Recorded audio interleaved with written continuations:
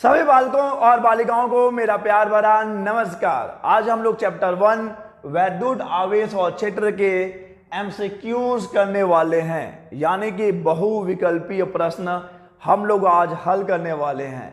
हमने चैप्टर 1 को पढ़ लिया है और अब यह वक्त है अपने आप को आजमाने का कि हमने इस चैप्टर को कितना अच्छे से पढ़ा है, और केवल पढ़ा नहीं है, हमने इस चैप्टर को कितना अच्छे से समझा है।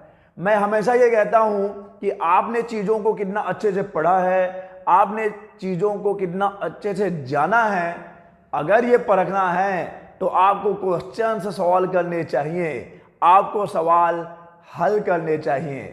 तो चलिए आजमाते हैं कि आपने इस चैप्टर को कितना बारीकी से समझा है। यह है हमारा सवाल नंबर 1। और हमने यहाँ पे जो भी सवाल लिए हैं, हमने यहाँ पर जो भी क्वेश्चंस लिए हैं, वो प्रीवियस ईयर्स के कॉम्पिटिटिव एग्जाम्स में आए हुए हैं। तो अगर आप JEE नीट की तैयारी कर रहे हैं तो ये क्वेश्चंस आपके लिए बहुत बहुत ज़्यादा मायने रखते हैं। तो चलिए मेरे साथ आरंभ करते हैं आज का सफर। और मैं ये चाहूँगा कि क्वेश्चंस जब आए तो आप वीडियो को पॉज करके खुद से आंसर करने की कोशिश करें, खुद से आंसर करने की कोशिश करें। इससे क्या होगा, आपको पता चल जाएगा कि आप कितने पानी में हैं। ओके, तो चलिए ये है हमारा सवाल नंबर 1। एक आवेश Q को, जरा ध्यान दीजिएगा, आपको सवाल देखो, सवाल को हल करने का सबसे आसान सा तरीका यह है कि आप सवाल को वक्त दीजिए, आप सवाल को वक्त दीजिए। अब्राहम लिंकन ने कहा कि अगर आप मुझे किसी एक पेन को काटने के लिए 6 घंटे देते हैं, जरा ध्यान दीजिएगा आदमी की स्ट्रेटेजी क्या थी, और आपकी भी स्ट्रेटेजी यही है, आपको भी पेन काटना है, ये पेन है जिसको काटना है। अब्राहम लिंकन ने कहा कि अगर आप मुझे 6 घंटे देंगे एक पेन को काटने के लिए, तो मैं 4 घंटे जो कुल्हाड़ी है ना उसकी ढाल तेज करने में लगाऊंगा। इसका मतलब समझ रहे हो, आपको अपनी ढाल तेज करनी है। तो आप पहले सवाल पे फोकस करिए।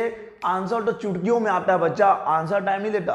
आप एक बार सवाल को समझ गए तो आप अपने दिमाग में ही आंसर ला पाओगे, लेकिन सवाल को समझना है। आप सवाल को वक्त दीजिए, जितना वक्त उसको दिया है उतना वक्त आप पढ़ाई को दीजिए। देखिए ये आपके लिए क्या क्या कर सकता है। आप जीवन में जिन और मुकाम को हासिल करना चाहते हैं बच्चा, वो मेहनत से लाया जा सकता है। व्यर्थ में समय न गंवाएं। ओके, और किसी महान आदमी ने कहा, देखो मैं नहीं बोलूँगा कि मैं महान हूँ, मैंने नहीं कहा, इसलिए मैं उसका क्रेडिट भी नहीं लूँगा। किसी ने कहा है, मुझे याद नहीं उस शख्स का नाम, उसने बोला कि you may delay but time will not. आप विलंब कर सकते हैं लेकिन समय विलंब नहीं करेगा, समय तो चल रहा है। एंड किसी और एक महान आदमी ने ये कहा है, the time I kill is killing मी। जो समय मैं नष्ट कर रहा हूं, जो समय मैं मौत के घाट उतार रहा हूं, जो समय मैं बर्बाद कर रहा हूं, वो समय मुझे बर्बाद कर रहा है। तो ये आपको नहीं करना है। The time is not money, the time is more than money. तो चलिए चलते हैं। अभी तक तो आपने ये सवाल पढ़ लिया होगा कि एक आवेश Q को L लंबाई के घन के केंद्र O पर रखा गया है। ये एक क्यूब है, क्यूब यानी कि घन, उसके केंद्र O पर आपने एक आवेश क्या रख दिया है, एक आवेश Q रख दिया है बच्चा। ये आवेश Q रख दिया आपने, इस आवेश Q की बात हो रही है। और उस आवेश Q से L दूरी पर एक दूसरा आवेश रखा गया है उतने ही परिमाण का। देखिए ये Q है, एक घन है, घन के केंद्र पर एक आवेश Q है और उतना ही आवेश उस केंद्र O से L दूरी पर है Q। तो अब आपको बताना है कि कौन सा फलक तक चल साथ मेरे, नहीं जाने की जरूरत नहीं है वहां तक, क्योंकि हम जितनी ऊंची उड़ान उड़ेंगे बच्चा, आप दूसरों से उम्मीद न करें कि सामने वाला भी उतनी ऊंची उड़ान उड़ पाएगा। इसीलिए आपके साथ कोई नहीं रह पाएगा, आपको बहुत ऊपर जाना है। तो हम लोग बात कर रहे हैं कि ABCD फलक से कितना वैद्युत फ्लक्स गुजर रहा है। तो सिंपल सा आंसर है 0।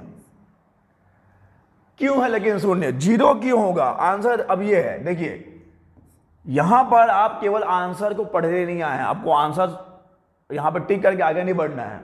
तो यहां पर आपको समझना है कि क्यों शून्य होगा। देखिए प्लस क्यू, इधर आवेश क्यू है ना, तो इसका वाटर फ्लक्स इधर जा रहा होगा, बाएं से दाएं जा रहा होगा। ओके, इस क्यू का आवेश बाएं से दाएं जा रहा होगा, सॉरी क्यू का आवेश नहीं, इस क्यू आवेश का वाटर फ्लक्स बाएं से दाएं जा रहा होगा, और इस क्यू का वाटर फ्लक्स दाएं से बाएं जा रहा होगा। यानी इस ABCD से जितना फ्लक्स लेफ्ट से राइट आ रहा है, उतना ही वाटर फ्लक्स राइट से लेफ्ट भी जा रहा है। तो प्लस माइनस डायरेक्शन अगर लेंगे आप तो क्या हो जाएंगे, दोनों कैंसल हो जाएंगे, दोनों एक दूसरे को निरस्त कर देंगे। तो आंसर क्या मिलेगा बच्चा आपको, आंसर मिलेगा शून्य यानी कि 0। कोई दिक्कत यहां पर। एक आवेश Q को दो समान आवेशों Q को जोड़ने वाली रेखा के केंद्र पर इस प्रकार रखा जाता है कि संपूर्ण निकाय साम्यावस्था में रहे। तो आपको बताना है कि Q का मान कितना होगा। तो चलिए देखते हैं कि क्या है क्वेश्चन। क्वेश्चन ये है कि दो आवेश हैं पहले से, दो प्रेमी जोड़े, नहीं आवेश हैं, प्रेमी जोड़े नहीं है। ये कैपिटल Q, ये भी कैपिटल Q है, और दोनों समान हैं। ये भी कैपिटल Q है, ये भी कैपिटल Q है, लेकिन छोटा क्यों दिख रहा है ये भी कैपिटल Q है। दूरी आप अपने मन से कुछ भी ले सकते हैं, चलो मैं दूरी ले रहा हूं। माना कि इन दोनों आवेशों के बीच की दूरी कितनी है बच्चा, इन दोनों आवेशों के बीच की दूरी 2x है। 2x क्यों लिया है अभी आपको समझ में आ जाएगा।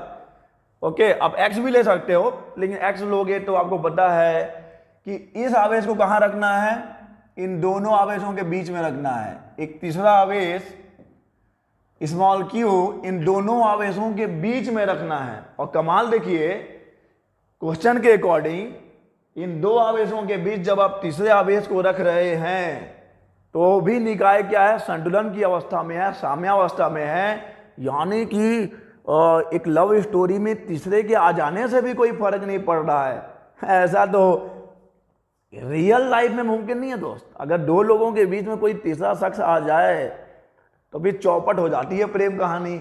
यहां नहीं हो रही है।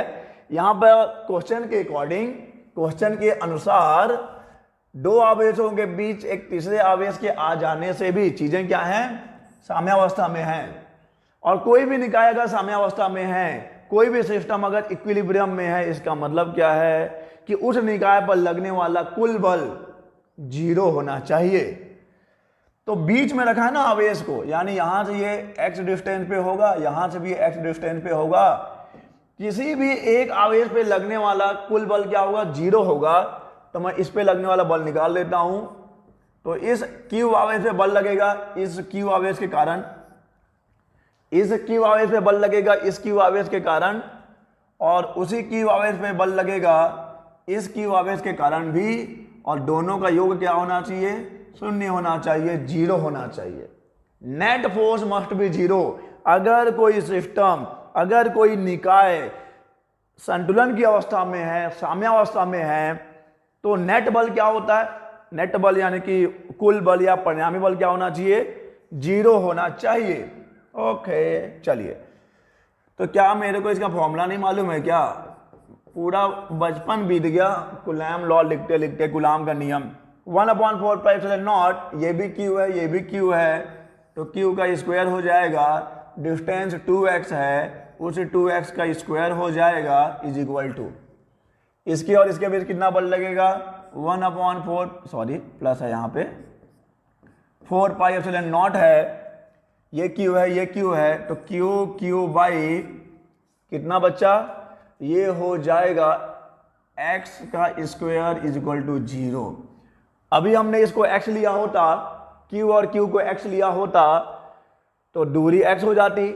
Q और Q के बीच की दूरी को अगर हमने x लिया होता तो कैपिटल Q और स्मॉल q के दूरी को कितना लेना पड़ता, x/2 लेना पड़ता, तब वहां पे दिक्कत हो जाती। क्या हो जाती बच्चा, दिक्कत हो जाती।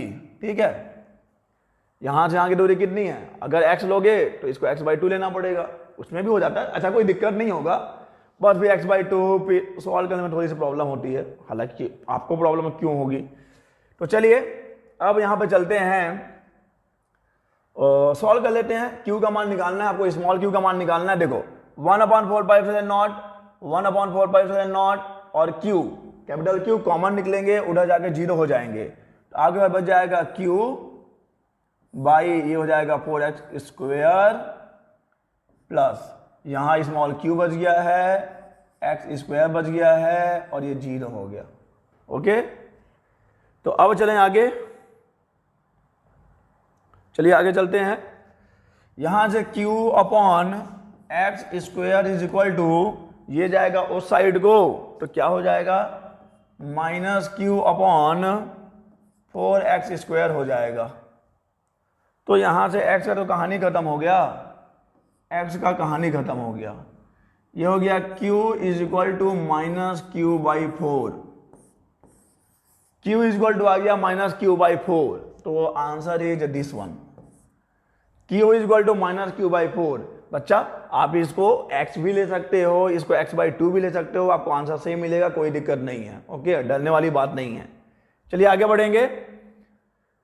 3 आवेश हैं आपके पास, सवाल पढ़िए। 3 आवेश, एक आवेश है -q1, एक आवेश है +q2, और ये क्वेश्चन में थोड़ा सा मिस्टेक है, ये प्लस है, ओके, क्वेश्चन के अकॉर्डिंग, और एक आवेश है -q3, चित्र के अनुसार रखे गए हैं। तो चित्र के अनुसार यहां से ये कितने दूरी पे है, b डिस्टेंस पे है, q1 से q2 b डिस्टेंस पे है, और q1 से q3 a डिस्टेंस पे है। ओके, आपको बताना यह है कि -q पर लगने वाला बल का x निम्न के अनुक्रमानुपाती होगा। आपको x की दिशा में लगने वाला बल बताना है, x की दिशा में लगने वाला बल निकालना है और पता करना है कि वो किसके अनुक्रमानुपाती होगा। कोई समस्या नहीं है, बहुत ही आसान है। देखो, अब देखो, ये रहा मेरा आवेश, कौन सा, ये आवेश है -q1, जरा ध्यान दीजिएगा, -q1। यहां से कितने डिस्टेंस पे है ये वाला आवेश, b डिस्टेंस पे है, +q2, ठीक है। तो यहां पे एक बल लगेगा, ये q2 इस q1 पे बल लगाएगा, ये आवेश q2 इस q1 पे बल लगाएगा कि नहीं, बिल्कुल लगाएगा। ये प्लस है, ये माइनस है, ये इसको खींचेगा, तो ये इसको ऐसे बल लगा रहा है। ओके, जो खींच रहा है कुछ इस प्रकार से, इसको, इस वाले आवेश को ये खींचेगा, तो इस बल का मान कितना हो जाएगा, इस बल का मान हो जाएगा F। मैं लिख देता हूं पहले आवेश में बल, दूसरे आवेश के कारण कितना हो जाएगा बच्चा, 1/4πε0 हो जाएगा, q1 q2 बाई कितना का स्क्वायर, b का स्क्वायर हो जाएगा, दूरी का वर्ग। डायरेक्शन क्या है, डायरेक्शन है q1 से q2 की तरफ, ये डायरेक्शन बता रहा है बच्चा, q1 से q2 की तरफ खींच रहा है ना। ये q2 जो कि क्या है, धन आवेश है, -q1 ऋण आवेश है, दोनों में क्या होना चाहिए, आकर्षण होना चाहिए। तो ये सवाल, ये भी सही, आपका सवाल बिल्कुल वाजिब है कि q1 q2 को खींच रहा है इधर, तो q2 पे जो बल लग रहा है वो उधर लग रहा है, लेकिन हमको बात करनी है कि q1 पे कितना बल लग रहा है, तो हम q1 को लेके चलेंगे ना, हम q1 को लेके चलेंगे। तो इस q1 को ये q2 ऐसे खींच रहा है ना बच्चा, ये खींच रहा है, तो ये बल इधर को जाएगा। तो F12 का डायरेक्शन किधर हो गया, ये देख लीजिए, F12 इधर है, एरो का डायरेक्शन में जरा ध्यान दीजिएगा। अब यहां पर एक और आवेश है, जरा देखिए, ये आवेश इधर को है, ये आवेश कौन सा बच्चा, ये आवेश है -q3, ये भी माइनस है, ये भी माइनस है। तो परिमाण पहले लिख लेते हैं, पहले आवेश पे तीसरे आवेश के कारण लगने वाला बल कितना हो जाएगा, 1/4πε0 q1 q3 बाई a का स्क्वायर, दूरी कितनी है, दूरी a है। डायरेक्शन क्या होगा, ये भी प्लस, सॉरी ये भी माइनस, ये भी माइनस, दोनों सजाती है, क्या करेंगे, एक दूसरे को प्रतिकर्षित करेंगे। ये इसको ढकेल रहा है, ढकेल रहा है, यानी कि यहां पे जो बल लगेगा, इस q1 पे कितना लगेगा, F13 लगेगा, और डायरेक्शन किधर की तरफ होगा, q3 से इधर की तरफ, q3 से q1 की तरफ होगा बच्चा, q3 से q1 की तरफ होगा। ओके, q3 से q1 की तरफ, ओके, कोई दिक्कत कोई समस्या नहीं है। अब करना क्या है जरा देखिए, ये ऐसा कुछ एक दिया हुआ है, ये कितने कोण पे है, थीटा कोण पे है। तो मुझे एक्स दिशा वाला बल चाहिए ना, मुझे एक्स डायरेक्शन वाला बल चाहिए। मुझे कौन सा बल चाहिए, एक्स डायरेक्शन वाला बल चाहिए। तो अगर ये थीटा है तो ये 90 माइनस थीटा हो जाएगा, this will be 90 minus theta. Okay, तो अब मैं क्या करूंगा, इस F13 का इस वाले डायरेक्शन में घटक ले आऊंगा, कितना आ जाएगा ये F13 cos 90 माइनस थीटा आ जाएगा। cos थीटा मत लिख देना, ये थीटा यहां से बना है, तो जब यहां से लोगे तो ये cos आएगा, लेकिन 90 माइनस थीटा किया हूं तो मैं क्या लिख सकता हूं, इसको F13 cos 90 माइनस थीटा लिख सकता हूं। ठीक है, मुझे x के दिशा में ही चाहिए, बलों को x की दिशा में ही चाहिए कि x की दिशा में जो बल लग रहा है Q1 आवेश पे वो किसके अनुक्रमानुपाती है, वो किसके समानुपाती है। तो चलिए बच्चा, कुल बल कितना लगेगा देख लो। अब ये F13 और F12 दोनों एक ही दिशा में लग रहा है, देख लो F13 भी ऐसे आ रहा है और इसको ढकेल रहा है Q1 को उधर, किधर की तरफ, धनात्मक x की ओर। Q2 भी क्या कर रहा है, Q1 को खींच रहा है किधर की तरफ, धनात्मक x की ओर। तो दोनों को ऐड करना पड़ेगा। F13 कितना, cos 90 माइनस थीटा होता है sin theta, cos 90 minus theta क्या हो जाएगा, sin थीटा हो जाएगा। और प्लस आपको करना पड़ेगा F12, वैल्यू पुट कर दीजिए।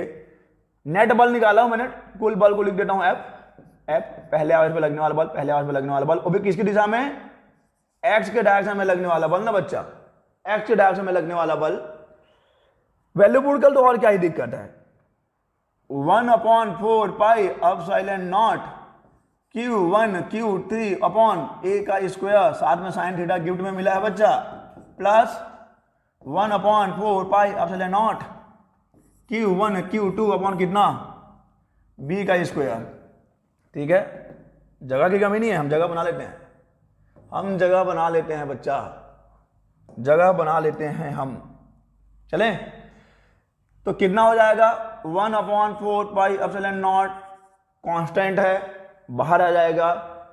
और Q1 भी तो कांस्टेंट ही है, अगर आप बात करोगे तो इस आवेश का मान Q1 कांस्टेंट है, तो ये भी बाहर आ जाएगा। Q1 भी आप बाहर निकाल लीजिए, दोनों में कॉमन भी है। तो बचा क्या, मेरे पास बचा है, यहां पे बचा है Q3 upon a square sine theta, plus यहां पे बच गया है Q2 अपॉन b स्क्वायर। तो ये चीजें तो कांस्टेंट रहेंगी, यानी x की दिशा में जो बल लग रहा है वो इसके समानुपाती होगा। कोई है क्या ऑप्शन, कोई ऑप्शन है क्या, इधर देखो, a square upon b square plus Q3 upon a square sine theta, कौन सा ऑप्शन है, शायद ये वाला है क्या, जैसे देखिए ये आंसर हो जाएगा Q2 upon b square, Q2 upon b square plus Q3 upon a square sine theta. तो x की दिशा में जो बल लग रहा है Q1 पे, x की दिशा में जो बल लग रहा है वो इसके समानुपाती है, देख लो आपके फॉर्मूले में है ये।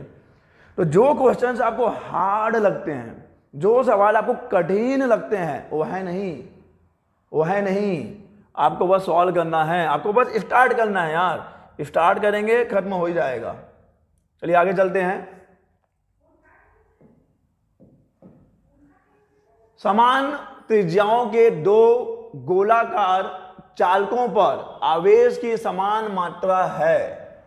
ओके, समान त्रिज्याओं के दो गोलाकार चालकों पर आवेश की समान मात्रा है। ठीक है, उन्हें कुछ दूरी पर रखने पर उनके बीच एक प्रतिकर्षण बल F लगता है। ये भी यहां तक भी उचित है, क्योंकि समान आवेश है तो प्रतिकर्षण बल तो लगेगा ही लगेगा।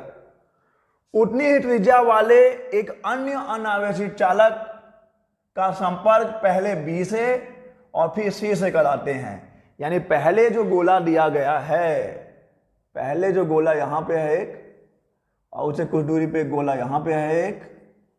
ठीक है, दूरी आप कुछ भी ले लीजिए अपने मन से, मान लो R दूरी है, इस गोले का नाम BC है, यहां पे खुलासा हुआ है, सनसनीखेज खुलासा, पहला गोला B है, दूसरा गोला C है।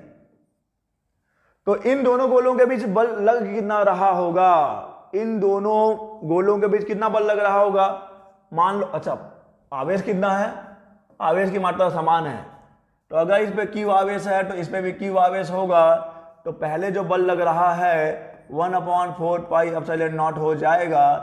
क्यू का स्क्वायर क्यों लिख दिया हूं, Q1 Q2 दोनों बराबर है तो क्यू का स्क्वायर हो जाएगा, आर का स्क्वायर हो जाएगा। ये तब की बात है जब वो थर्ड नहीं आया था। देखो यहां पे रियलिस्टिक है, थर्ड के आ जाने से देखो क्या होगा। अब मेरे पास एक तीसरा गोला है ए, तीसरे गोले ए को क्या करते हैं, पहले बी से संपर्क करवाते हैं, पहले बी से संपर्क करवाते हैं, उसके बाद सी से संपर्क करवाते हैं। तो अब बताइए कि बी और सी के बीच लगने वाला बल कितना होगा। हाँ, देखो ये बढ़िया सवाल है, ये रियलिस्टिक जीवन है। थर्ड के आ जाने से क्या परिवर्तन होगा, पहले आप ए को, गोला ए जो है, ये गोला ए, उसको बी से संपर्क करवाइए, दोनों का त्रिज्या बराबर है, यानी दोनों का आकार आयतन बराबर होगा। उसके बाद इसके बाद ना पहले बी से संपर्क करवाने के बाद भी सी से संपर्क करवाना है, तो पहले बी से संपर्क करवाने के बाद सी से संपर्क करवाना है। तो देखो बच्चा, हम बात कर रहे हैं गोले ए की और गोले बी की, दोनों क्या हैं, समान आकार के हैं, समान आकार के हैं, ओके, समान आकार के हैं। तो जब आप ए और बी को संपर्क करवाओगे तो दोनों में आवेशों का वितरण हो जाएगा समान मात्रा में, समान मात्रा में। तो मान लीजिए Q A dash Q B dash, पहले बी पर क्यू आवेश था, ठीक है, पहले बी पर क्यू आवेश था, ए पर कितना था, 0 था, तो आवेशों का क्या हो जाएगा, वितरण हो जाएगा, दोनों आवेश को आधा आधा बांट लेंगे।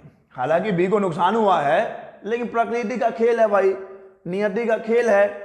ए के पास कोई आवेश नहीं है, बी के पास क्यू आवेश है। जब आप ए को, अच्छा आकार समान है तब ऐसा हो रहा है, दोनों बराबर बाहुबली हैं अभी, ठीक है। अगर मान लो मेरे पास उतना ही ताकत है जितना आपके पास है और आपके पास कुछ खाने का है, तो मैं आऊंगा तो बोलो क्या, चलो समझौता ही कर लेते हैं, क्या पता मैं भारी पड़ जाऊं लड़ाई झगड़े में, तो बोलो चलो यार समझौता ही कर लेते हैं। तो क्या करेंगे, ये दोनों आवेशों का आधा आधा बांट लेंगे, आधा ये रख लेगा, आधा इसको दे देगा। यानी अब ए पर कितना आवेश है, पहले उस पर कोई आवेश नहीं था बच्चा, पहले उस पर कोई आवेश नहीं था। देखिए पहले ए पर कोई आवेश नहीं है, ए पर कोई आवेश नहीं है, उसको आप बी के पास लेकर गए, बी पर क्यू आवेश था, दोनों का आवेश क्या हो जाएगा, आधा आधा वो बांट लेंगे। तो अब बी पे कितना आवेश हो जाएगा, सेकंड कंडीशन में देखिए, सेकंड कंडीशन में बी पर कितना आवेश है, बी पर जिसको मैंने बोला है Q B dash, Q B dash कितना है, Q/2 है। सेकंड स्थिति में जब हमने ए को बी के पास लाया है, जब आप ए को बी के पास लेकर आते हैं तो ए और बी में समझौता हुआ, बी ने अपना आधा आवेश किसको दे दिया, ए को दे दिया। तो अब ए पर कितना आवेश है, Q/2 आवेश है, ए पर कितना आवेश है, ए पर Q/2 आवेश है, बी पर भी Q/2 आवेश बचा। और अब आता है खेल का दूसरा चरण, अब इस ए को किससे संपर्क करवाना है, सी से संपर्क करवाना है, ठीक है, सी से संपर्क करवाना है। ए सी भी समान आकार के हैं, समान आकार के हैं, तो इनमें भी क्या हो जाएगा, आवेशों का पुनर्वितरण होगा, बंटवारा होगा। कैसे होगा, मैं लिख रहा हूं QA double dash QC dash, कितना हो जाएगा, इसके पास कितना आवेश था, ए के पास Q/2 आवेश था, इसके बाद Q आवेश था /2 हो जाएगा। सॉल्व कर लीजिए, Q आधा है, Q 1 है, 1.5 हो जाएगा, 1.5 यानी कि 3/2Q डिवाइडेड बाई 2 भी है, यानी कितना आ गया बच्चा, 3/4Q। यानी कि अब ए के पास कितना आवेश है, ए पर 3/4Q आवेश है, और सी पर भी कितना आवेश है, सी पर भी 3/4Q आवेश है, सी पर भी कितना आवेश है, सी पर भी कितना आवेश है बच्चा, ये देखो 3/4 क्यू आवेश है। तो यहां पर जो कॉन्सेप्ट सीखने वाली चीज ये है कि अगर समान आकार है तो आवेश क्या हो जाएगा, आवेशों का जो माध्य होगा, आवेश आपस में बांट लिए जाएंगे। अगर समान आकार के हैं, आप नेक्स्ट चैप्टर में पढ़ोगे, चैप्टर नंबर 2 में आवेशों का पुनर्वितरण करके एक टॉपिक है, वहां बताया जाता है कि आवेशों का बंटवारा कैसे होता है। तो अगर समान आकार के हैं तो आवेश आधा आधा बांट लेंगे। ए को जब आप लेकर आए हो बी के पास क्यू आवेश है, ए के पास कोई आवेश नहीं है। बी हो सकता है अच्छा आदमी हो या हो सकता है एक खराब आदमी हो, तो हो सकता है बी ने अपनी मर्जी से Q/2 दे दिया हो, आधा तू रख ले भाई, या हो सकता है ए ने जबरदस्ती आधा छीन लिया हो। जो भी हो मुद्दा, वो उनका पर्सनल मैटर है। लेकिन बात यह है कि जब आप ए को बी से संपर्क में लाओगे तो ए के पास भी Q/2 आवेश आ जाएगा और बी के पास भी Q/2 आवेश आ जाएगा। अब उसका आवेश आधा लेकर ए कहां चला, ए चला किसके पास, सी के पास। सी के पास क्यू आवेश है, ए के पास अब Q/2 आवेश है। इन दोनों में भी मध्यस्थता हो जाएगी। ये दोनों भी बोलेंगे आज जो जितना टोटल है ना आधा बांट लेते हैं। जितना टोटल आवेश होगा ना, Q/2 ए के पास है और क्यू सी के पास है, दोनों आधा आधा बांट लेंगे। तो टोटल कितना, टोटल मतलब आधा आधा बांटने के बाद ए के बाद Q/4 आवेश, सी के पास भी 3/4 क्यू आवेश, 3/4 क्यू आवेश। ए चला गया, ए इन दोनों की जिंदगी झंड करके चला गया, बर्बाद करके चला गया। और अब आपको ये बताना है, ये बताना है बच्चा आपको, क्या बताना चाहिए, ध्यान से देखिएगा कि आपको बताना क्या है। आपको ये बताना है अब कि अब कितना है भाई, इतना आवेश है बी पर, इतना आवेश है सी पर, इन दोनों के बीच अब कितना बल लग रहा है और वो पहले के बल का कितना होगा, पहले के बल का कितना होगा। तो पहले निकालो ना, यहाँ पे F' निकाल लो, F' हो जाएगा 1/4 πε0। ये आवेश है Q/2, ये आवेश है 3/4 क्यू डिवाइडेड बाई दूरी उतनी ही है, r का स्क्वायर है। So F' is equal to 1/4 πε0 Q square divided by r square. इसको हल कर लीजिए, कितना आ गया, देखो कितना आ जाएगा बच्चा, ये आ जाएगा 4 दूनी 8, 3/8। तो ये पहले लगने वाला बल है, यही तो F है ना। तो कितना हो जाएगा, F' is equal to F का कितना टाइम्स 3/8। ये कहीं ना कहीं तो होगा, देखो यहाँ पे है, कोई दिक्कत नहीं, कोई समस्या नहीं है। तो ऐसे सवाल हल करने हैं, मुश्किल थोड़ी होता है बच्चा, मुश्किल थोड़ी है। और अब देखिए सवाल इतना बड़ा सा है लेकिन जवाब देखो कितनी छोटी सी होगी। 3 × 10⁴ वोल्ट पर मीटर, ये विद्युत क्षेत्र के तीव्रता का ये भी एक मात्रक है। एक्चुअली में आप नेक्स्ट चैप्टर में पढ़ेंगे कि E = -dV/dr भी होता है, E = -dV/dr भी होता है। ओके, E = -dV/dr, तो यहां से इसका मात्रक वोल्ट हो जाएगा, इसका मात्रक मीटर हो जाएगा। तो वोल्ट पर मीटर भी किसका मात्रक है, विद्युत क्षेत्र की तीव्रता का मात्रक है। सही है। किसी एक समान विद्युत क्षेत्र में एक आवेशित तेल बूंद है, तेल बूंद इस प्रकार निलंबित है मतलब लटक रहा है, ना तो ऊपर जा रहा है ना तो नीचे आ रहा है। मान लो यहां पर एक समान विद्युत क्षेत्र है, ये तेल की बूंद लटक रही है, आप नहीं देख पा रहे हो, लटक रही है, ये तेल की बूंद लटक रही है। कहां पे, यहां पे है, तेल की बूंद यहां पर लटक रही है, ना तो नीचे गिर सकती है और ना ही ऊपर जा सकती है। ठीक है, तो ऐसे में तेल बूंद पर आवेश होगा, आपको बताना है तेल की बूंद पे आवेश कितना होगा। बहुत आसान है यार, देखो मान लो ये तेल की बूंद लटक रही है, तो एक जो बल लगेगा mg वो नीचे लगेगा, जो कि हो जाएगा तेल की बूंद का भार, तेल की बूंद का भार जो कि नीचे लग रहा है। और ऊपर में भी लग रहा होगा कौन सा बल, एक बल लगेगा ना, कौन सा बल लगेगा, विद्युत क्षेत्र में है तो विद्युत क्षेत्र में रहने पे बल लगता है ना बच्चा, Q × E, वो ऊपर लग रहा होगा विद्युत क्षेत्र का बल, विद्युत क्षेत्र का बल। ओके, mg = QE, ठीक है, mg = QE बच्चा, mg = QE।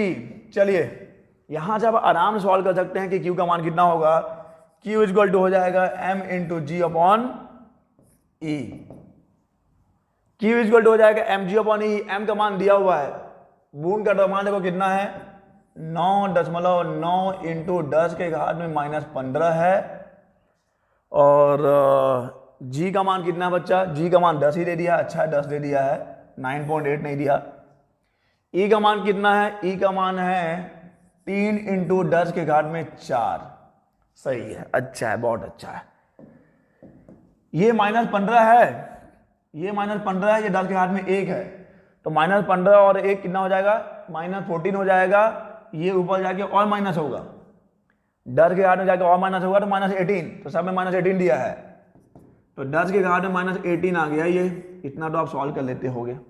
अब बच गया कहानी किसका, ये तो 3 तिया 9, 3 तिया 9, 3.3 इंटू 10 के घात में -8। देखो ये वाला आंसर 3.3 इंटू 10 के घात में -18 कूलम। कूलम आवेश है तो कूलम होगा ना बच्चा, तो कौन सी मुश्किल काम है भाई, कौन सा बहुत बड़ा सा आपको सवाल दे दिया है। और आया कि यहाँ पे है AIEEE, जो अभी जवान नस्ल है उसको नहीं पता होगा शायद कि AIEEE क्या है। बच्चा अभी आपका JEE मेंस होता है, मेंस को क्लियर करते हो, फिर आप एडवांस में बैठते हो। पहले क्या था, AIEEE एग्जाम हुआ करता था और IIT का JEE का एग्जाम अलग से हुआ करता था। ठीक है, अभी इन्होंने एक ही कर दिया है।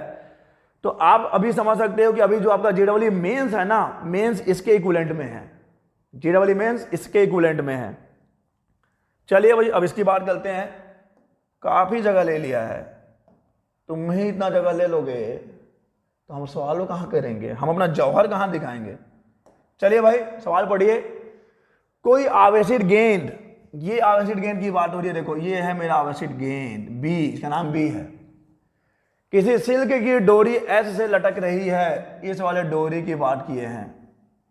अब ये डेयरी मिल्क सिल्क नहीं है, हमें तो कोई देता नहीं है, हो सकता है आपके पास हो। सिल्क की डोरी ऐसे लटकी है जो ठीक है, कितना कोण बना रहा है, ये समांतर एक प्लेट है, एक समान आवेशी समांतर प्लेट है ये, जहां से कितना कोण बना है बच्चा, थीटा कोण बना है। सीट का पृष्ठ घनत्व, क्योंकि सीट है तो आपको पता है ना यहाँ पे कौन सा घनत्व होगा, पृष्ठीय आवेश घनत्व होगा। और ये कितना हो जाएगा पृष्ठीय आवेश घनत्व, सिग्मा। नाम सिग्मा तो बताना है कि सिग्मा किसके समानुपाती है, बहुत आसान है, मैकेनिक्स पढ़ा है तो कोई दिक्कत नहीं है। ये बॉल इधर लटक रहा है, देखो ये लटक रहा है बॉल, इसका भार होगा कुछ, भार तो नीचे लगेगा mg।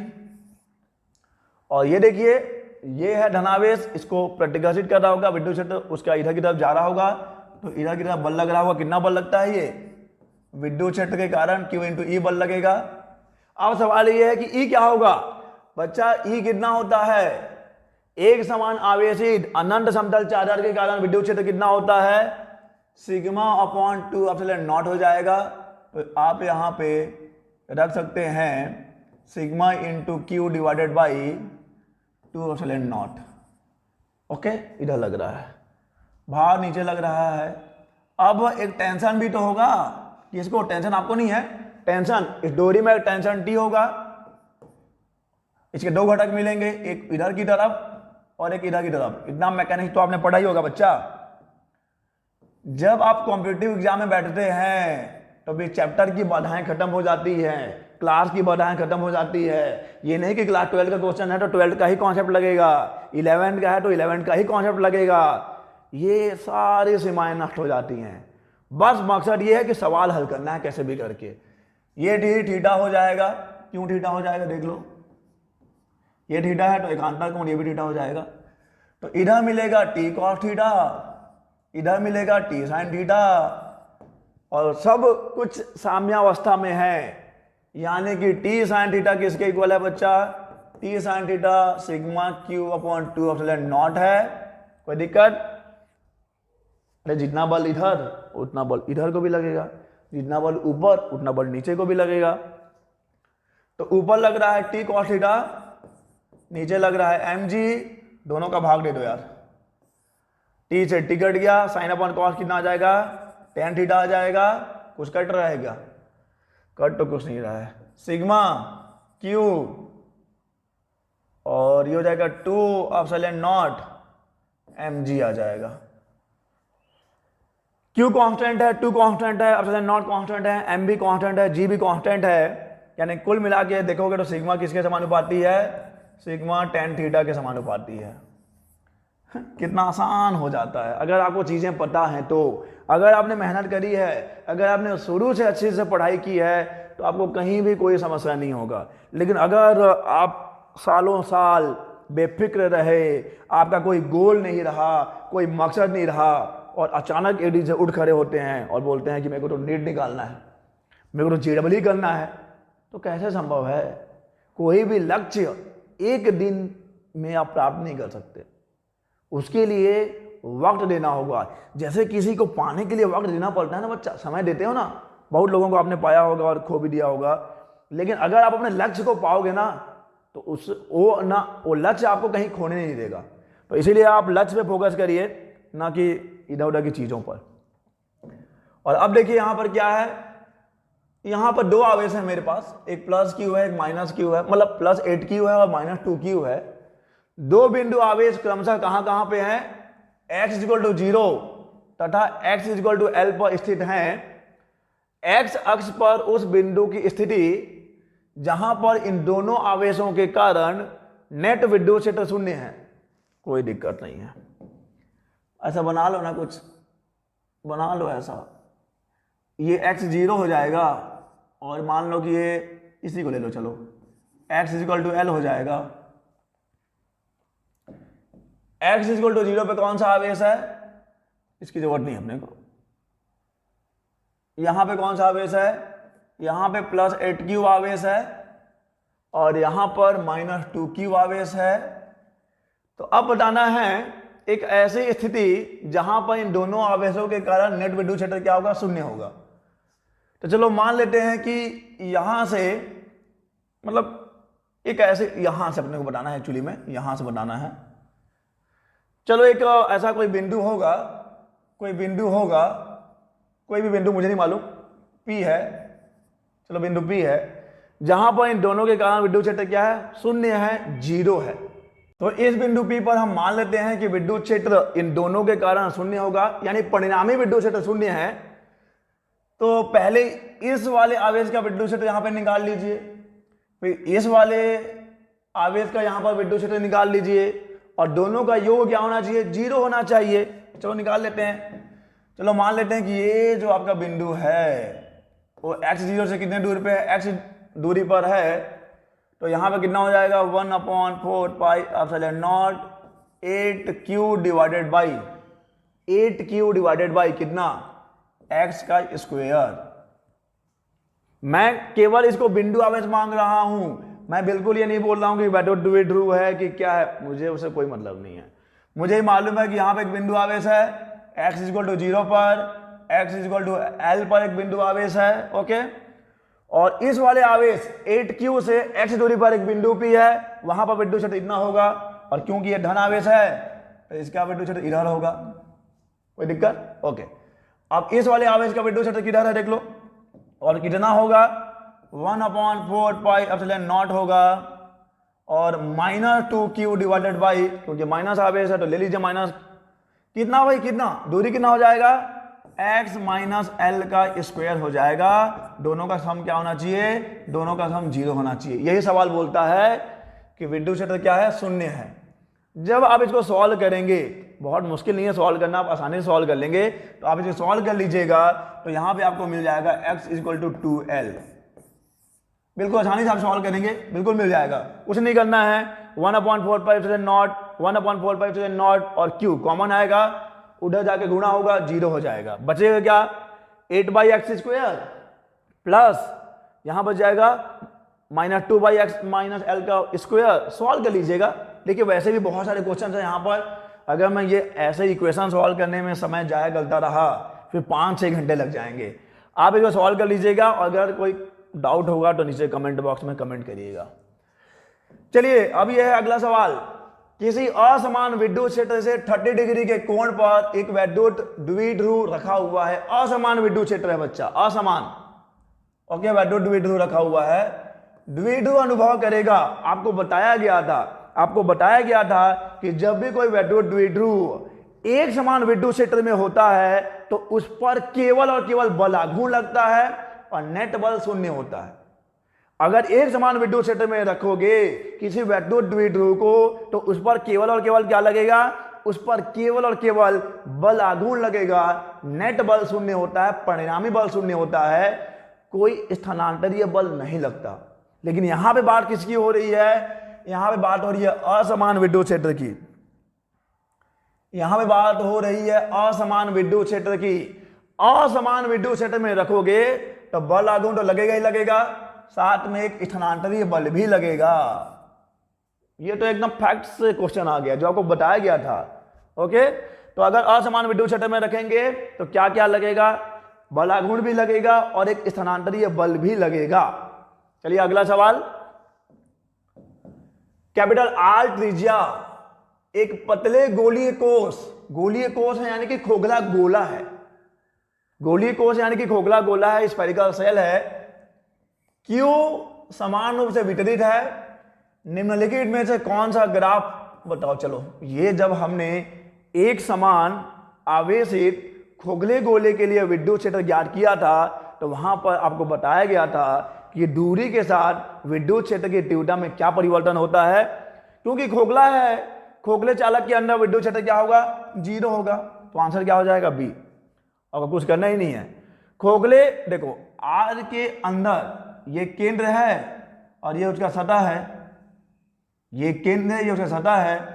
तो जब आप केंद्र से उसके सतह तक जाओगे यानी कि जब आप गोलीय कोश के अंदर हो, गोलीय कोश के अंदर खोखले चालक के अंदर कोई आवेश ही नहीं होता तो वो विद्युत क्षेत्र भी नहीं होता।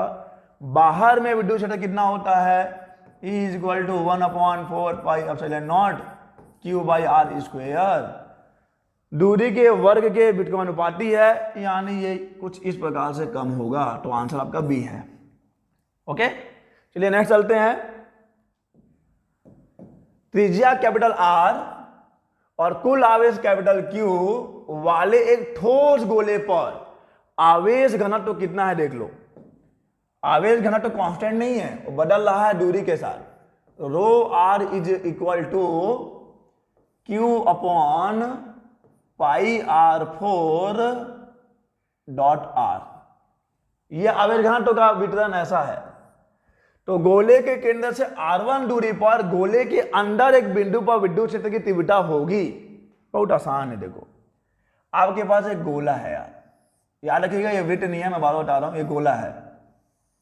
गोले के केंद्र जो भी होगा त्रिज्या कैपिटल आर है। केंद्र से कितने दूरी पे, r1 दूरी पे। r1 दूरी पे एक बिंदु क्या है, एक बिंदु P है, दुनियादारी कोई भी बिंदु हो, वहां पर विद्युत क्षेत्र की तीव्रता कितनी होगी।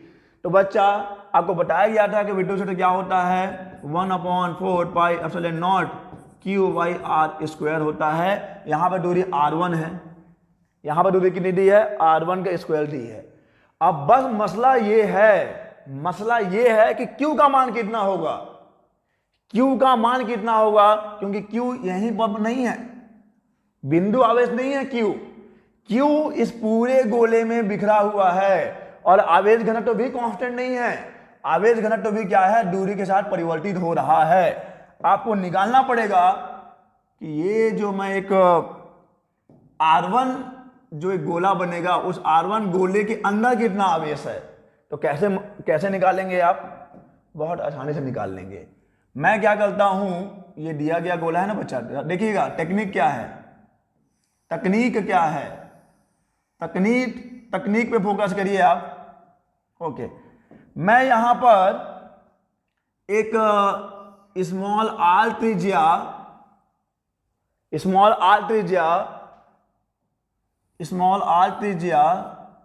और dr मोटाई का एक गोलीय खोल यानी कि एक खोखला गोला स्फेरिकल शेल में कंसीडर करता हूं। कितनी मोटाई ली है मैंने, इसकी मोटाई मैंने बोली है कितनी है, dr है। तो पहले हम देख लेते हैं कि इसमें कितना आवेश होगा यार, इसमें कितना आवेश होगा, पहले ये निकाल लीजिए इसमें कितना आवेश होगा। तो बहुत आसानी से निकाल लेंगे हम लोग। देखो कैसे निकाल लेंगे हम लोग। देखो हम लोगों ने किया क्या है, पहले हमने स्मॉल r त्रिज्या और dr मोटाई का एक गोलीय खोल लिया है। क्योंकि ये आवेश घनत्व है और यहां पे बात आयतन की हो रही है, तो पूरा का पूरा ये आवेश घनत्व में क्या करना है आपको, यहां पे आवेश कितना हो जाएगा, dq आवेश कितना हो जाएगा, देख लो dq आवेश इस dr मोटाई का जो गोला बना होगा, इस dr मोटाई का जो एक स्फेरिकल सेल बना है उसमें कितना आवेश है, तो आप क्या करोगे q अपॉन पाई r के घात में 4 डॉट r। ठीक है,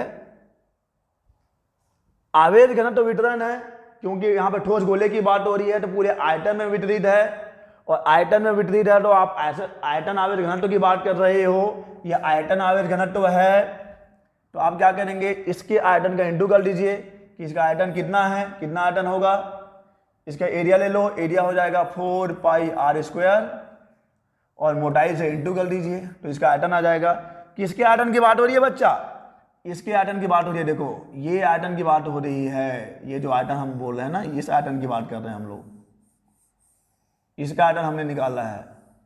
ओके, पूरा आगे जाएगा, तो चलिए निकालते हैं, कितना आ जाएगा dq इक्वल टू आ जाएगा, सॉल्व वाल करने के बाद ये पाई से पाई कट गया और ये r क्यूब हो जाएगा, q बाई r का पावर 4 है और 4 तो पहले से है, तो 4 को हम लोग लिख देते हैं 4q हो जाएगा, 4q और ये r क्यूब हो जाएगा और ये dr हो जाएगा। और अब क्या करना है आपको, कुल आवेश निकालना है कि यहां से लेके यहां तक ये जो गोला बना है इसके अंदर कुल आवेश कितना है, तो आप इसको यहां से लेके यहां तक समाकलन कर दीजिए, इसका कहां से कहां तक, 0 से लेके r तक समाकलन कर दीजिए, r नहीं r1, क्योंकि आपको जिस गोले की बात करनी है उसकी त्रिज्या कितनी है, वो r1 है, r1 दूरी पे है, तो 4q डिवाइडेड बाई r का power 4 r cube dr। Okay, जगह की जरूरत पड़ने वाली हमको, चलिए आगे,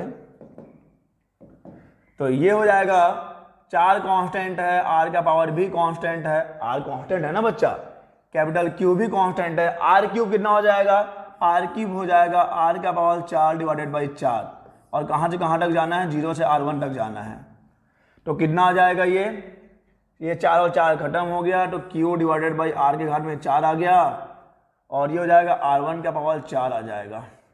तो ये है आवेश, ये इस P के अंदर वाला जो गोला है, ये आवेश कहां पे निकाला हमने, ये हमने बोला इसके अंदर आवेश कितना होगा, Q equal to Q R के पावर में 4 R1 का पावर 4, यहाँ पे Q का मान रख दीजिए, तो E equal to 1/4 pi epsilon naught 1/R1 का स्क्वायर तो पहले से है, Q का मान कितना है, Q का मान है Q R के घात में 4 R1 के घात में 4। ओके, Q R के घात में 4 R1 के घात में 4, कोई दिक्कत यहाँ पर, कोई समस्या तो नहीं है, सॉल्व कर लीजिए, 1/4 पाई एप्सिलॉन नॉट पहले से है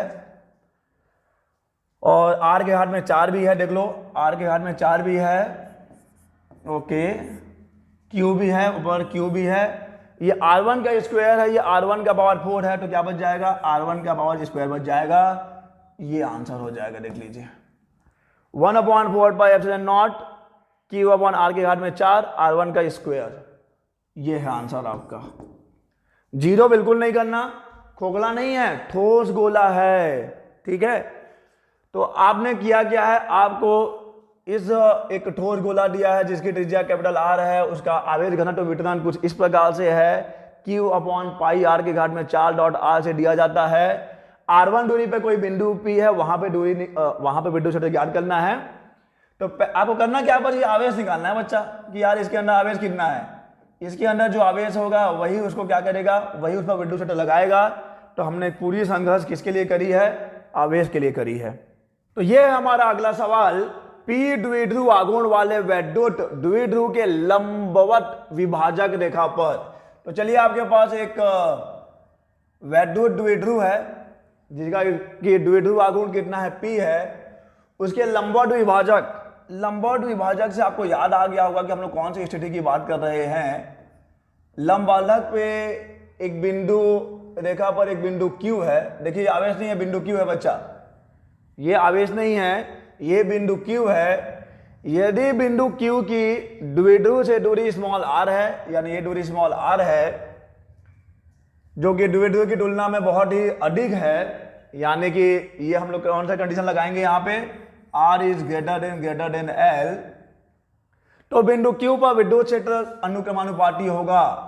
जिस भी बच्चे ने पढ़ा है कि कौन सी स्थिति है, ये है निरक्षीय स्थिति। निरक्षीय स्थिति, बच्चा देखो कितना आसान सवाल आता है और आप नहीं कर पाते क्योंकि आपने पढ़ा ही नहीं है। निरक्षीय स्थिति, जब भी बिंदु वैद्युत द्विध्रुव के लंबार्धक पे स्थित होता है, कितनी भी दूरी हो, जब बिंदु कहां पर हो, लंबार्धक पे स्थित हो, लंबार्धक पर स्थित हो, तो हम लोग क्या बोलते हैं उसको, कौन सी स्थिति है, वो निरक्षीय है। और निरक्षीय के लिए हमने विद्युत क्षेत्र ज्ञात किया है ना बच्चा, कितना ज्ञात किया था, 1/4 πε0 p/r³, यही है क्या।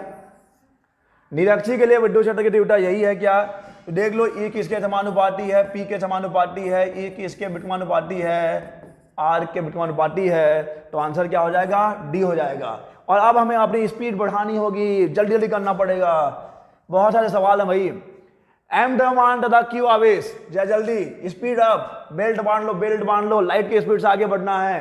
M द्रव्यमान तथा Q आवेश का एक कण विद्युत क्षेत्र E में विरामावस्था में है, तो एक M द्रव्यमान का कण है और Q उस पर आवेश है, विद्युत क्षेत्र E है। ओके ठीक है। यदि कण को छोड़ दिया जाता है तो y दूरी तय करने में कण द्वारा प्राप्त गतिज ऊर्जा कितनी होगी। आपने पढ़ा होगा वर्क एनर्जी थ्योरम, कार्य ऊर्जा प्रमेय।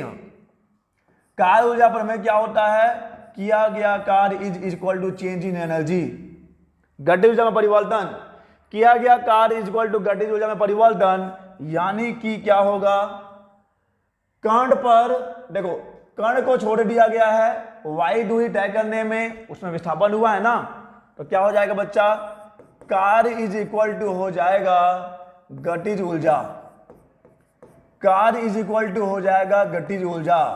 अरे यार कण को छोड़ दिया गया है, कण y दूरी विस्थापित हुआ है, तो जब वो विस्थापित होगा तो उस पर कुछ कार्य होगा, वही कार्य उसमें गतिज ऊर्जा के रूप में संचित नहीं होगा, गतिज ऊर्जा के रूप में परिलक्षित होगा, गतिज ऊर्जा के रूप में आपको देखने को मिलेगा। तो कार्य कितना हो जाएगा बच्चा, कार्य बराबर होता है बल इंटू दूरी, तो बल कितना लगता है, विद्युत क्षेत्र में बल इतना लगता है क्या। अब मैं एक चीज नहीं बताने वाला, मैं जल्दी जल्दी करने वाला हूं। इतना बल लगेगा और कितना विस्थापन हुआ है, y विस्थापन हुआ है, तो ये हो गया बल इंटू विस्थापन, कार्य हो गया बल इंटू विस्थापन, और यही किसके इक्वल हो जाएगा, यही गतिज ऊर्जा के इक्वल हो जाएगा। बात यह है कि आपके पास एक आवेश है जिसका द्रव्यमान m है, आवेश q है, ओके, और ये एक विद्युत क्षेत्र E में रखा हुआ है, इसमें विस्थापन होता है y। तो जब विस्थापन होगा तो कार्य भी होगा, जब विस्थापन होगा तो कार्य भी होगा, बल इंटू विस्थापन कार्य होगा, और यही कार्य गतिज ऊर्जा के रूप में आपको देखने को मिलेगा। तो गतिज ऊर्जा कितना आ गया, गतिज ऊर्जा आ गया QEY, ये x नहीं है ना, ये x नहीं है, ये QEY है बच्चा।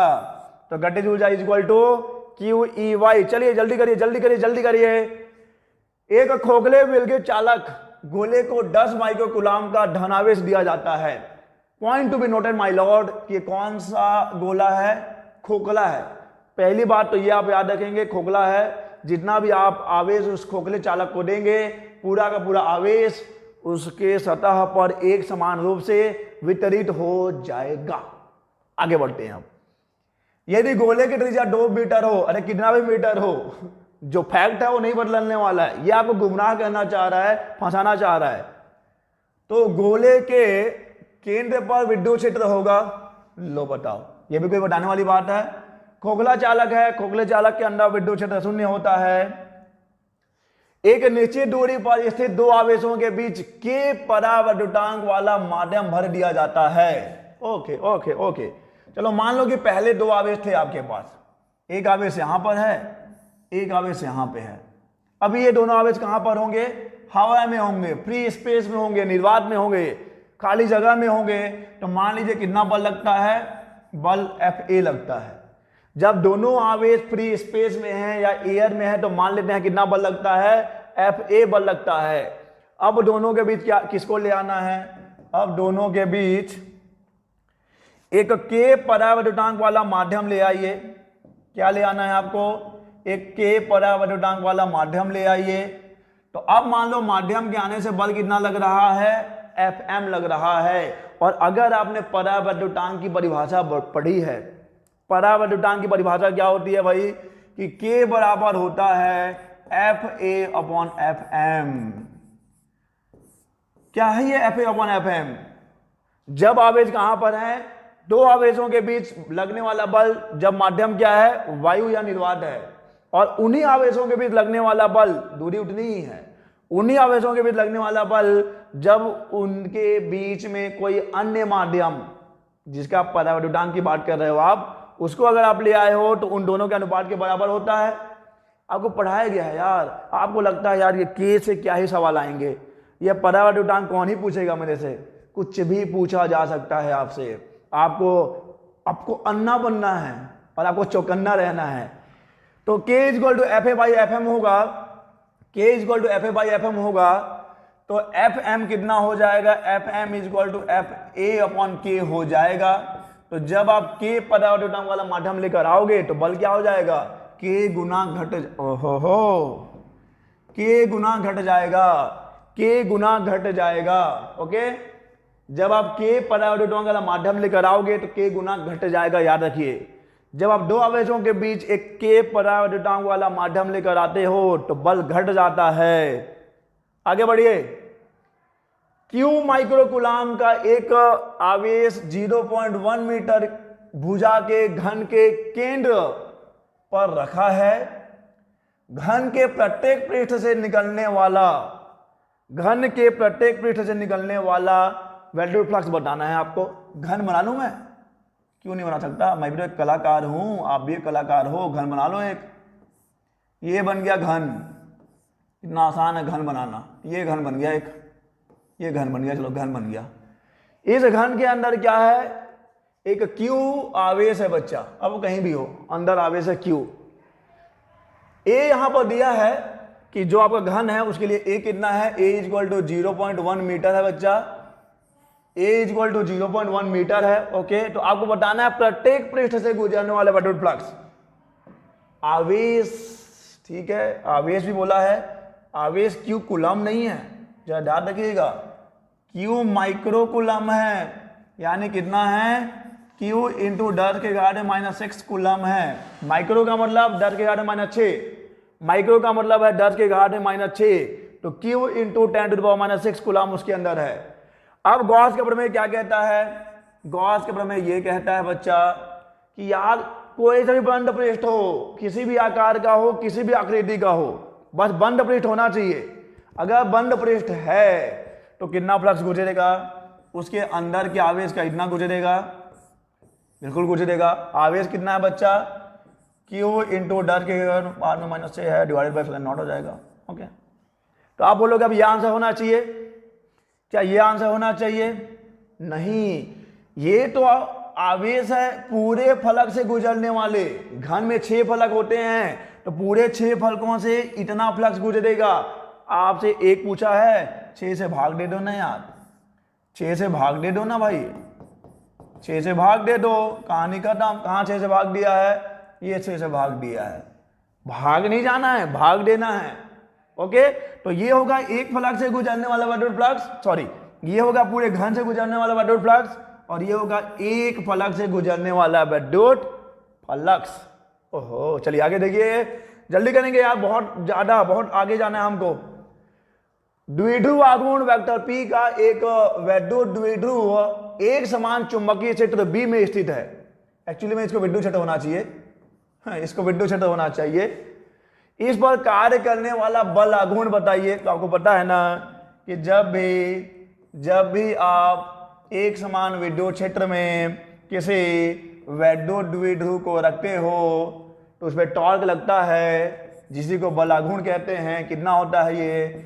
Pe sin थीटा होता है। वेक्टर फॉर्म में कैसे लिखोगे? वेक्टर P × वेक्टर E लिखोगे। देखो कौन सा आंसर, अरे देख बच्चा कौन सा आंसर, क्या ये सही होगा? जो सही है वही तो सही होगा। आगे बढ़िए।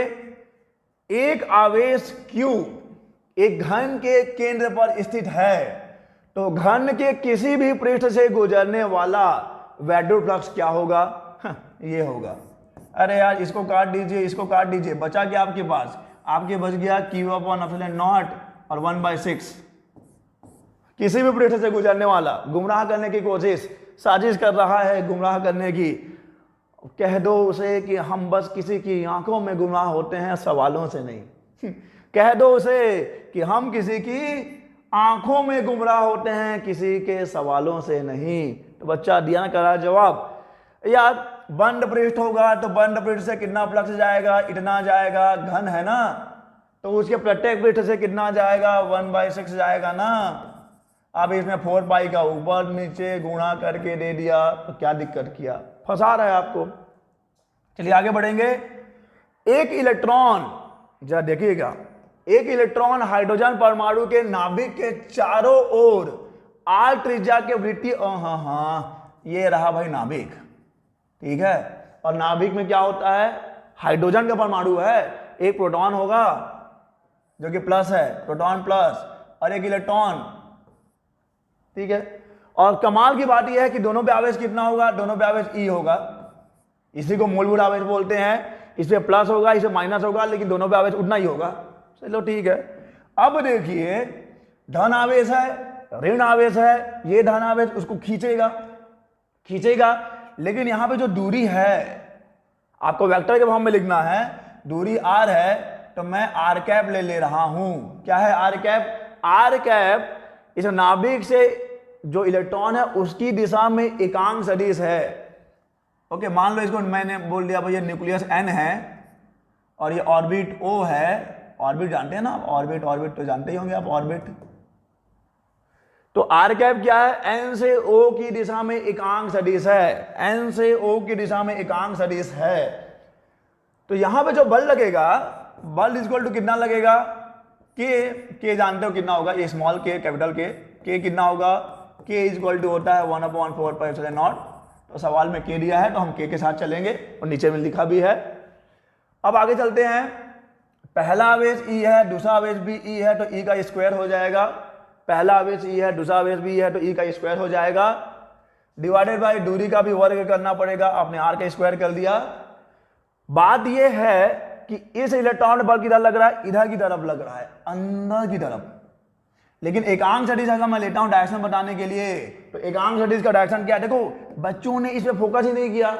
उनको लगता है एकांक सदिश किस काम का है, सदिश रूप किस काम का है। आपको पढ़ाया गया है कूलाम के नियम का, सदिश रूप हर एक चीज काम का होता है बच्चा, हर एक चीज काम का है। तो देखो बल किधर की तरफ लग रहा है, जरा देखिए, बल लग रहा है O से N की तरफ। ये न्यूक्लियस जो नाभिक है जिसमें एक प्रोटॉन है, वो इलेक्ट्रॉन को खींच रहा है, यानी इस इलेक्ट्रॉन पे बल लग रहा है इधर की तरफ, इलेक्ट्रॉन पे बल लग रहा है अंदर की तरफ। लेकिन एकांक सदिश किधर है? अंदर से बाहर की तरफ। यानी ये जो बल लगेगा इस एकांक सदिश के विपरीत दिशा में लगेगा।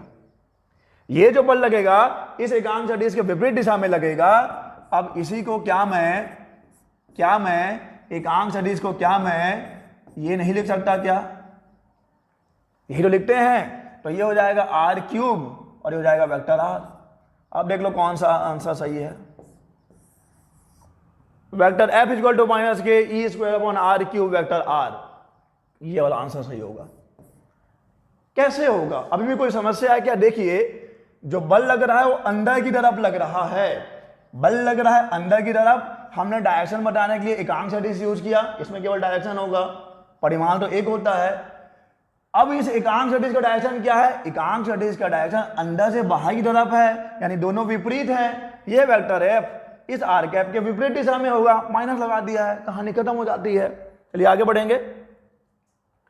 एक वैद्युत द्विध्रुव के आवेश का परिमाण Q तथा द्विध्रुव आघूर्ण P है। एक समान विद्युत क्षेत्र में रखा है भाई, एक समान विद्युत क्षेत्र में रखा है। यदि इसका द्विध्रुव आघूर्ण क्षेत्र की दिशा में हो, ये मैं बना दिया एक समान विद्युत क्षेत्र, ये मैं बना दिया एक समान विद्युत क्षेत्र, इसके अंदर रख दिया एक वैद्युत द्विध्रुव। मान लो ये है विद्युत क्षेत्र की दिशा, वेक्टर E, ये -Q होगा, ये +Q होगा। तो आपको पता है ना द्विध्रुव आघूर्ण की दिशा क्या होती है, द्विध्रुव आघूर्ण की दिशा होती है माइनस से प्लस की तरफ, दिस इज वेक्टर पी। तो यहां पे वेक्टर पी और वेक्टर ई क्या हो गए, दोनों एक ही डायरेक्शन में हो गए, ठीक है। इस पर कार्यरत बल तथा स्थितिज ऊर्जा क्रमशः है। देखो यार, एक समान विद्युत क्षेत्र में है तो बल तो शून्य लगेगा, कितना आसान है, बाकी हम फोकस ही नहीं करेंगे। एक समान विद्युत क्षेत्र में है, आपको अभी तो बताया क्या था, इससे पहले भी एक क्वेश्चन मिला था हमको, एक समान विद्युत क्षेत्र में है तो बल तो शून्य लगेगा। और अगर रही बात u की, तो u इक्वल टू होता है minus P E cos theta, क्योंकि उसकी दिशा में ही है, वेक्टर ई और वेक्टर पी दोनों एक ही दिशा में है, तो क्या हो जाएगा, कॉस जीरो लिख देंगे तो माइनस पी ई मिल जाएगा, जो कि क्या है, जो कि न्यूनतम है। तो ये भी हमने सेटिस्फाई करवा दिया। शून्य तथा न्यूनतम, शून्य तथा न्यूनतम।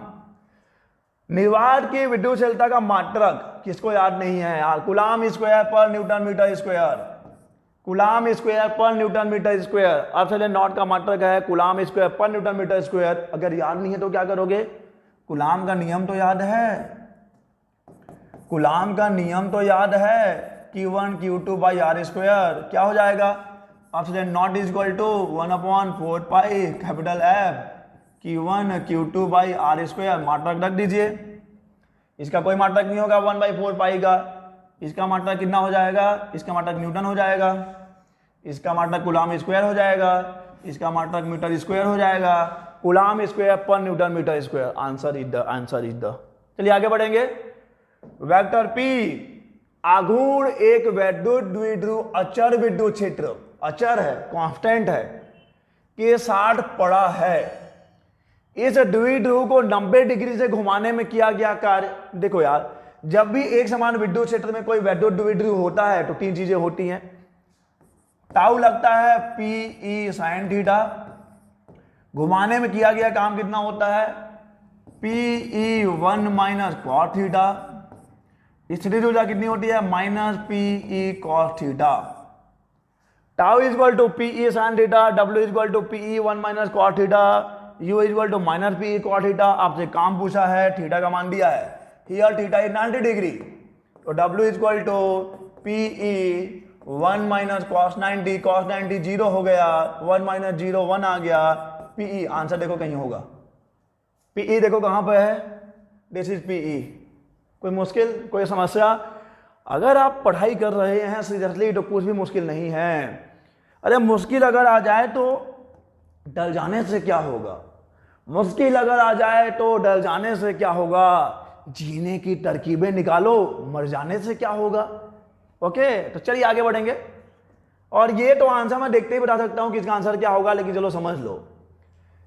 एल मीटर भुजा का एक वर्गाकार तल कागज पृष्ठ में स्थित है, कागज के पृष्ठ में है। मान लो ये है आपका कागज का पृष्ठ, तो जो वर्ग है इस पृष्ठ में ऐसा ही है। मान लीजिए मेरा हाथ वर्ग है तो ये ऐसा है, ये ऐसा नहीं है, ऐसा नहीं है, इस पृष्ठ में ही है। ओके, कागज पृष्ठ में, सॉरी कहां गया, कागज पृष्ठ में क्रियाकारी एक अचल विद्युत क्षेत्र चित्र में दर्शाए अनुसार वर्गीय तल के केवल निचले अर्ध भाग में सीमित है। तल से संबंध वैद्युत फ्लक्स एसआई मात्रक होगा। देखो यार, वैद्युत फ्लक्स का फॉर्मूला होता है phi E is equal to vector E dot vector d s, ठीक है ना बच्चा। तो इसको हम लिखते हैं E d s cos theta, ठीक है। अब बस मसला ये है कि थीटा कितना है। अरे क्या एरिया है मेरे को नहीं मालूम, छोड़ो उसको, विद्युत क्षेत्र तो कांस्टेंट दिया ही है। अब बोला है कि विद्युत क्षेत्र क्या है, वो भी पृष्ठ में ही है। अब देखो, वो आधे भाग में देख के आपको गुमराह करना चाह रहा है। आधे भाग में दे दिया तो आपको लगा यार आधे भाग में जा रहा है तो आधा विद्युत फ्लक्स जाएगा, नहीं, आपको गुमराह करने की बस साजिशें रची जाती है। यहां पर पृष्ठ आपका इस कागज के तल में है, यानी कि ऐसा है आपका पृष्ठ, और विद्युत क्षेत्र भी क्या है, विद्युत क्षेत्र भी इस कागज के तल में ही है, यानी कि आपका दिया गया पृष्ठ यानी वर्ग और विद्युत क्षेत्र दोनों क्या हो जाएंगे, दोनों एक दूसरे के समांतर हो जाएंगे। और जब समांतर हो जाएंगे पृष्ठ और विद्युत क्षेत्र, तो कॉस कितना हो जाएगा, 90 हो जाएगा। आंसर कितना आएगा, 0 आएगा। ये सब चीजें आप पढ़ चुके हो, ये सब चीजें आप पढ़ चुके हो। पृष्ठ भी कागज के तल में है, विद्युत क्षेत्र भी कागज के तल में है, यानी कि कागज का तल में ही विद्युत क्षेत्र भी है, कागज के तल में ही पृष्ठ भी है, यानी दोनों ही विद्युत क्षेत्र और पृष्ठ दोनों एक दूसरे के समांतर हो जाएंगे, यानी कि थीटा कितना हो जाएगा 90 हो जाएगा, आंसर 0 आ जाएगा। चलिए आगे बढ़ेंगे। अब इसको देखते हैं क्या बोलना चाह रहा है ये। 3 बिंदु आवेशों, एक प्लस क्यू है, एक माइनस 2 क्यू है, एक प्लस क्यू है, एक माइनस 2 क्यू है और एक प्लस क्यू है। निम्न बिंदुओं पर, तो हम थोड़ा अपना सिस्टम बना लेते हैं एक। ओके, सिस्टम बना लिया है, इधर एक्स भी ले लेता हूं। ये जो बिंदु है इसको क्या बोलेंगे आप, यही तो आपका 0 0 और 0 है यार, यही क्या है, यही तो 0 0 0 है। और यहां से ए डिस्टेंस बोलेंगे तो इधर जाना पड़ेगा आपको। ये कौन सा बिंदु हो जाएगा, ये ए 0 0 हो जाएगा।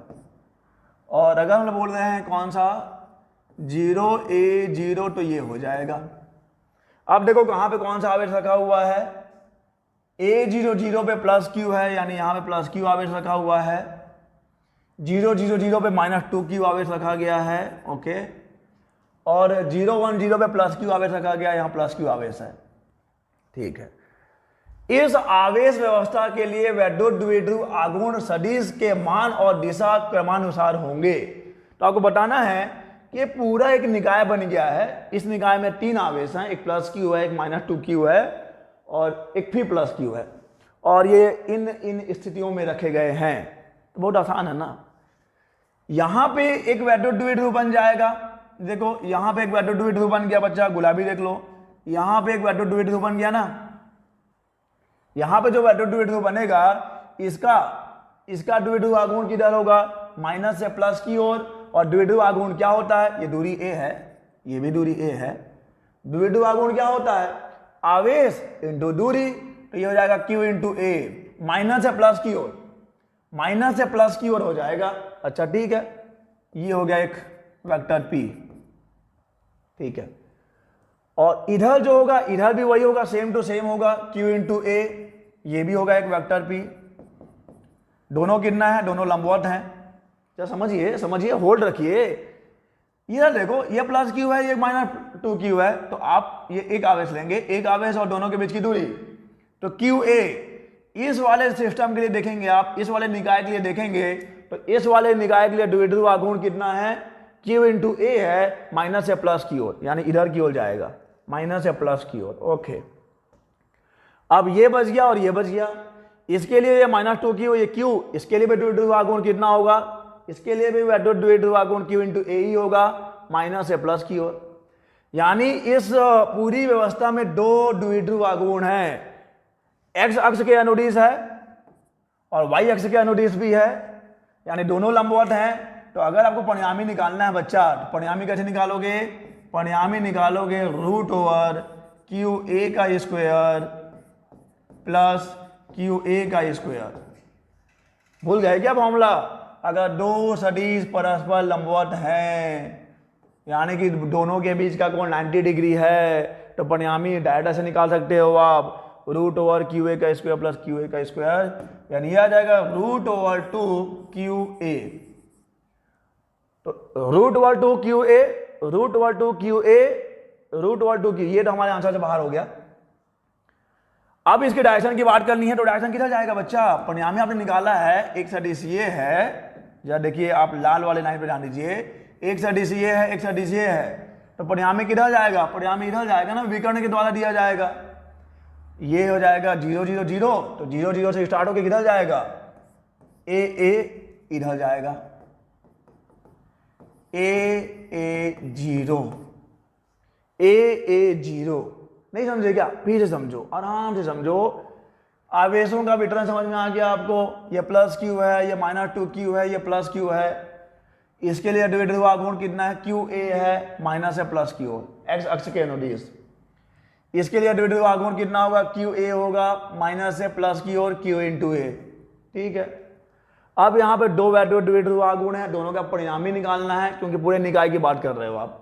तो दोनों परस्पर लंबवत हैं, ये फॉर्मूला लगा दोगे आप, रूट ओवर ए स्क्वायर प्लस बी स्क्वायर, पहला का स्क्वायर प्लस दूसरा का स्क्वायर, उसका अंडर रूट ले लीजिए, तो परिमाण तो आ ही गया, इसमें कोई समस्या नहीं है। डायरेक्शन के लिए देखो, दो सदिशों का परिणामी समांतर चतुर्भुज नियम किसे दिया जाता है? विकर्ण से। विकर्ण से दे दिया। ये विकर्ण कौन से समतल में होगा? उसी समतल में होगा जिस समतल में ये दोनों हैं। किस समतल में है? ये एक्स वाई समतल में है। एक्स वाई समतल के लिए ए 0, इसी राइट थीटा आंसर थीटा, ये आंसर हो जाएगा, कोई समस्या ही नहीं है। चलिए आगे चलते हैं कि यहां पर एक खोखला गोला है, उसके भीतर क्यू कूलाम का आवेश है। सॉरी गोला नहीं है, एक खोखला गोला नहीं है एक्चुअली में। गोला कैसे हो सकता है? बेलन होना चाहिए। खोखले गोले के भीतर, ठीक है जो भी है, हालांकि ये गोला नहीं है, देख लो। यदि चित्रानुसार वक्रतल B, ये वक्रतल है B से संबंध विद्युत फ्लक्स फाई हो, तो ये बताना चाह रहा है कि यहां से कितना विद्युत फ्लक्स जा रहा है? फाई जा रहा है। तो समतल तल A से संबंध वोल्ट मीटर में विद्युत फ्लक्स होगा, तो आपको बताना है कि इस A से कितना विद्युत फ्लक्स संबंध रखता है। तो कोई दिक्कत नहीं है ना। बंद पृष्ठ, बंद पृष्ठ है तो कुल कितना फ्लक्स गुजरना चाहिए? Q/ε0 गुजरना चाहिए। मान लो A से जा रहा है फाई A, B से जा रहा है फाई B, C से जा रहा है फाई C, और फाई A और फाई C बराबर होंगे। Phi A is equal to phi C बराबर होंगे ना यार। Phi A is equal to phi C, इसको आप 2 फाई A लिख दो ना। और फाई B कितना है? फाई B तो आपको फाई दिया है ना, Q/ε0। तो यहां से 2 phi A is equal to Q/ε0 minus phi आ गया, उधर जाके माइनस हो गया। तो क्या आ गया answer? Phi A is equal to आ गया 1/2 Q/ε0 माइनस फाई आ गया। 1/2 Q/ε0 माइनस फाई। आंसर कौन सा मैच कर रहा है? पहला ही सही है, पहला वाला ही सही है, कोई दिक्कत है यहां पर? चलिए आगे बढ़ेंगे। L मीटर भुजा का एक वर्गा का तल कागज पृष्ठ में स्थित है। कागज के पृष्ठ में स्थित है। कागज पृष्ठ में एक समान विद्युत क्षेत्र भी है यार। तो आगे मैं सवाल को पढ़ूंगा ही नहीं। देखो क्या है, कागज का तल भी, कागज के तल में ही आपका पृष्ठ भी है और उसी तल में विद्युत क्षेत्र भी है, यानी दोनों क्या है? एक दूसरे के समांतर हैं, तो विद्युत फ्लक्स 0 आ जाएगा। फॉर्मूला वही लगेगा, phi E is equal to vector E dot vector ds। तो ये हो जाता है E ds cos, क्योंकि दोनों समांतर हैं तो cos 90 लिखना पड़ेगा, cos 90 0 आ जाएगा आंसर। ठीक है, आप चीटी में मत जाइए, आप ये समझिए, क्वेश्चन को समझिए, सवाल क्या बोल रहा है कि पृष्ठ भी कागज के तल में है, विद्युत क्षेत्र भी कागज के तल में है। अब देखो, अगर कागज ऐसे रखा हुआ है ऐसे, और विद्युत क्षेत्र ऐसा जा रहा है या ऐसे जा रहा है, अरे तो अभी दोनों समांतर ही हैं। अगर तल ऐसा है, ये आपका कागज का पृष्ठ ऐसा है और विद्युत क्षेत्र ऐसा जा रहा है, तो दोनों क्या हैं? दोनों एक दूसरे समांतर ही तो हैं। ये गुजर थोड़ी रहा है, और नहीं गुजर रहा है तो विद्युत फ्लक्स क्या हो जाएगा? 0 हो जाएगा। अब ये देखिए क्या है, धातु की दो समांतर प्लेटें प्लस Q माइनस Q आवेश हैं, कुछ दूरी पर स्थित हैं। यदि आप प्लेटों को कैरोसिन के तेल में डुबा रहे हैं, ठीक है, तो उनके बीच विद्युत क्षेत्र की तीव्रता क्या होगी? देखिए बच्चा, आपको अगेन में बनाना चाहूंगा कि K की परिभाषा क्या होती है। आपने अभी K की परिभाषा पढ़ी थी बल के रूप में, विद्युत क्षेत्र के रूप में भी वही है, EA/E मीडियम, EA/E मीडियम। दो प्लेटें हैं, उनके बीच का विद्युत क्षेत्र, जब माध्यम क्या है? वायु है या निर्वात है, और जब माध्यम भर दोगे, कैरोसिन फिल कर दिया ना यहाँ पर, कहाँ गया kerosene? Kerosene kerosene kerosene fill कर दिया है, तो मान लेते हैं विद्युत क्षेत्र EM हो जाता है, तो EM is equal to EA/K हो जाएगा। ठीक है, तो क्या हो जाएगा? K टाइम्स घट जाएगा, तो यहां पे केवल घट जाएगा लिखना है आपको। तो यहां पर देखिए परावैद्युतांक वाला जो टॉपिक है, वहां से भी सवाल आ रहे हैं। परिभाषा से, डायरेक्ट परिभाषा आपको पता होना चाहिए कि K is equal to EA/EM। विद्युत क्षेत्र की तीव्रता जब माध्यम क्या है? वायु या निर्वात है। विद्युत क्षेत्र की तीव्रता जब कोई अन्य माध्यम है, यहां पर कैरोसिन है। चलिए आगे बढ़ेंगे। एक आवेशित गोलीय कवच, गोलीय कवच है, यानी खोखला गोला है। अब आप कुछ भी कर लो, अगर आप अंदर पूछ रहे हो तो विद्युत क्षेत्र क्या होगा, शून्य होगा। गोलीय कवच के अंदर विद्युत क्षेत्र क्या होता है, गोली कवच यानी गोली खोल यानी कि खोखले गोले के अंदर विद्युत क्षेत्र शून्य होता है, कोई दिक्कत नहीं है।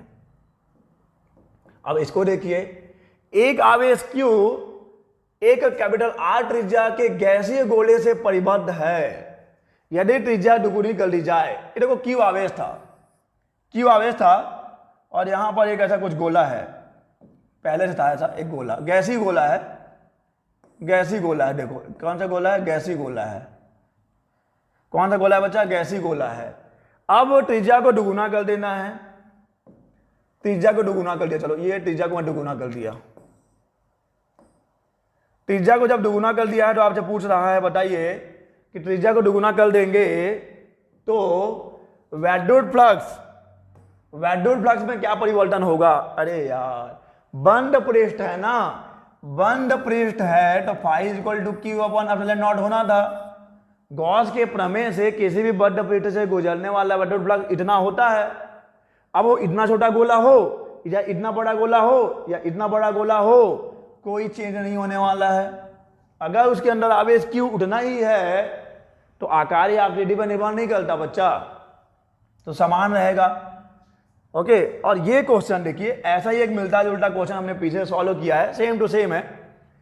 एक गोलीय सममिति आवेश वितरण दिया गया है जिसमें आवेश घनत्व इस प्रकार परिवर्तित होता है। आवेश घनत्व कांस्टेंट नहीं है, आवेश घनत्व परिवर्तित हो रहा है बच्चे। Rho R is equal to rho not 5/4 minus R by capital R।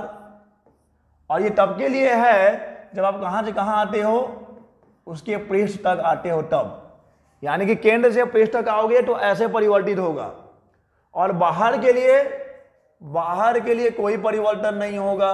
जब आप R से बड़े की बात करते हो तो कोई परिवर्तन नहीं होगा, ठीक है, तब वो R का फलन नहीं है बच्चा। R इक्वल टू R, अगर आपके पास एक ऐसा गोला है, ये गोला मैंने बना लिया,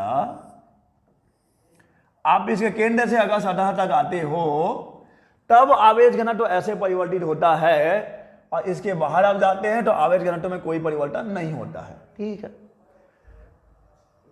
अब आपको करना क्या है, मूल बिंदु से दूरी स्मॉल r, मूल बिंदु से दूरी स्मॉल r पर विद्युत क्षेत्र इस प्रकार दिया जाता है।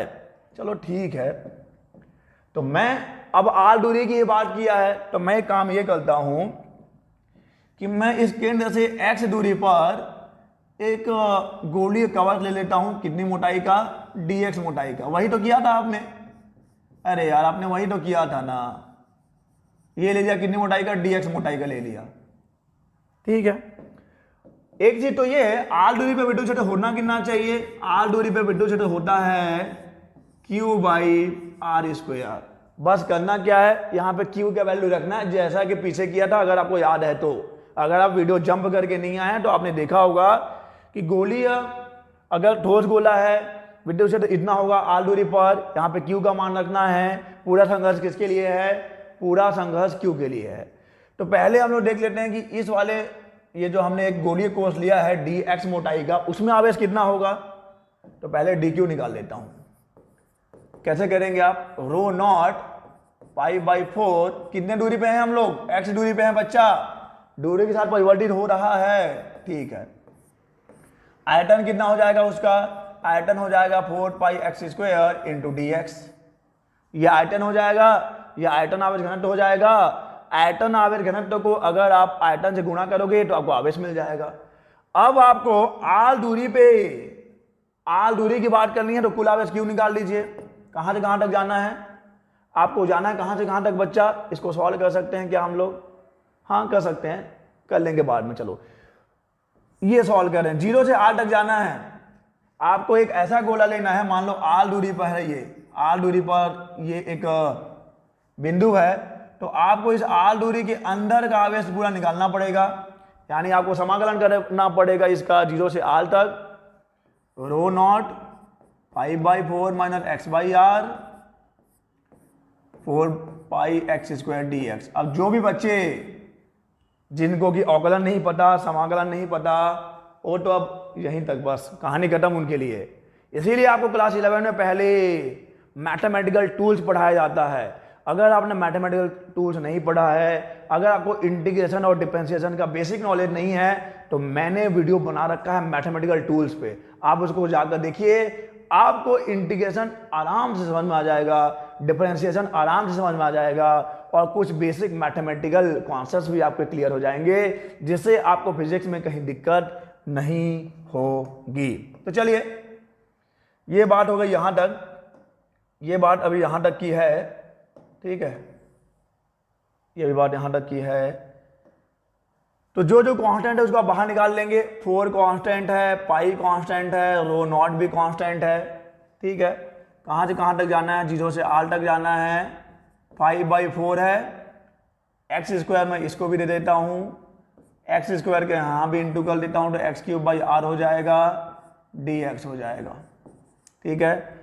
तो ये आ गया 4 पाई रो नॉट, ये 5/4 कांस्टेंट हो जाएगा, ये x³/3 हो जाएगा।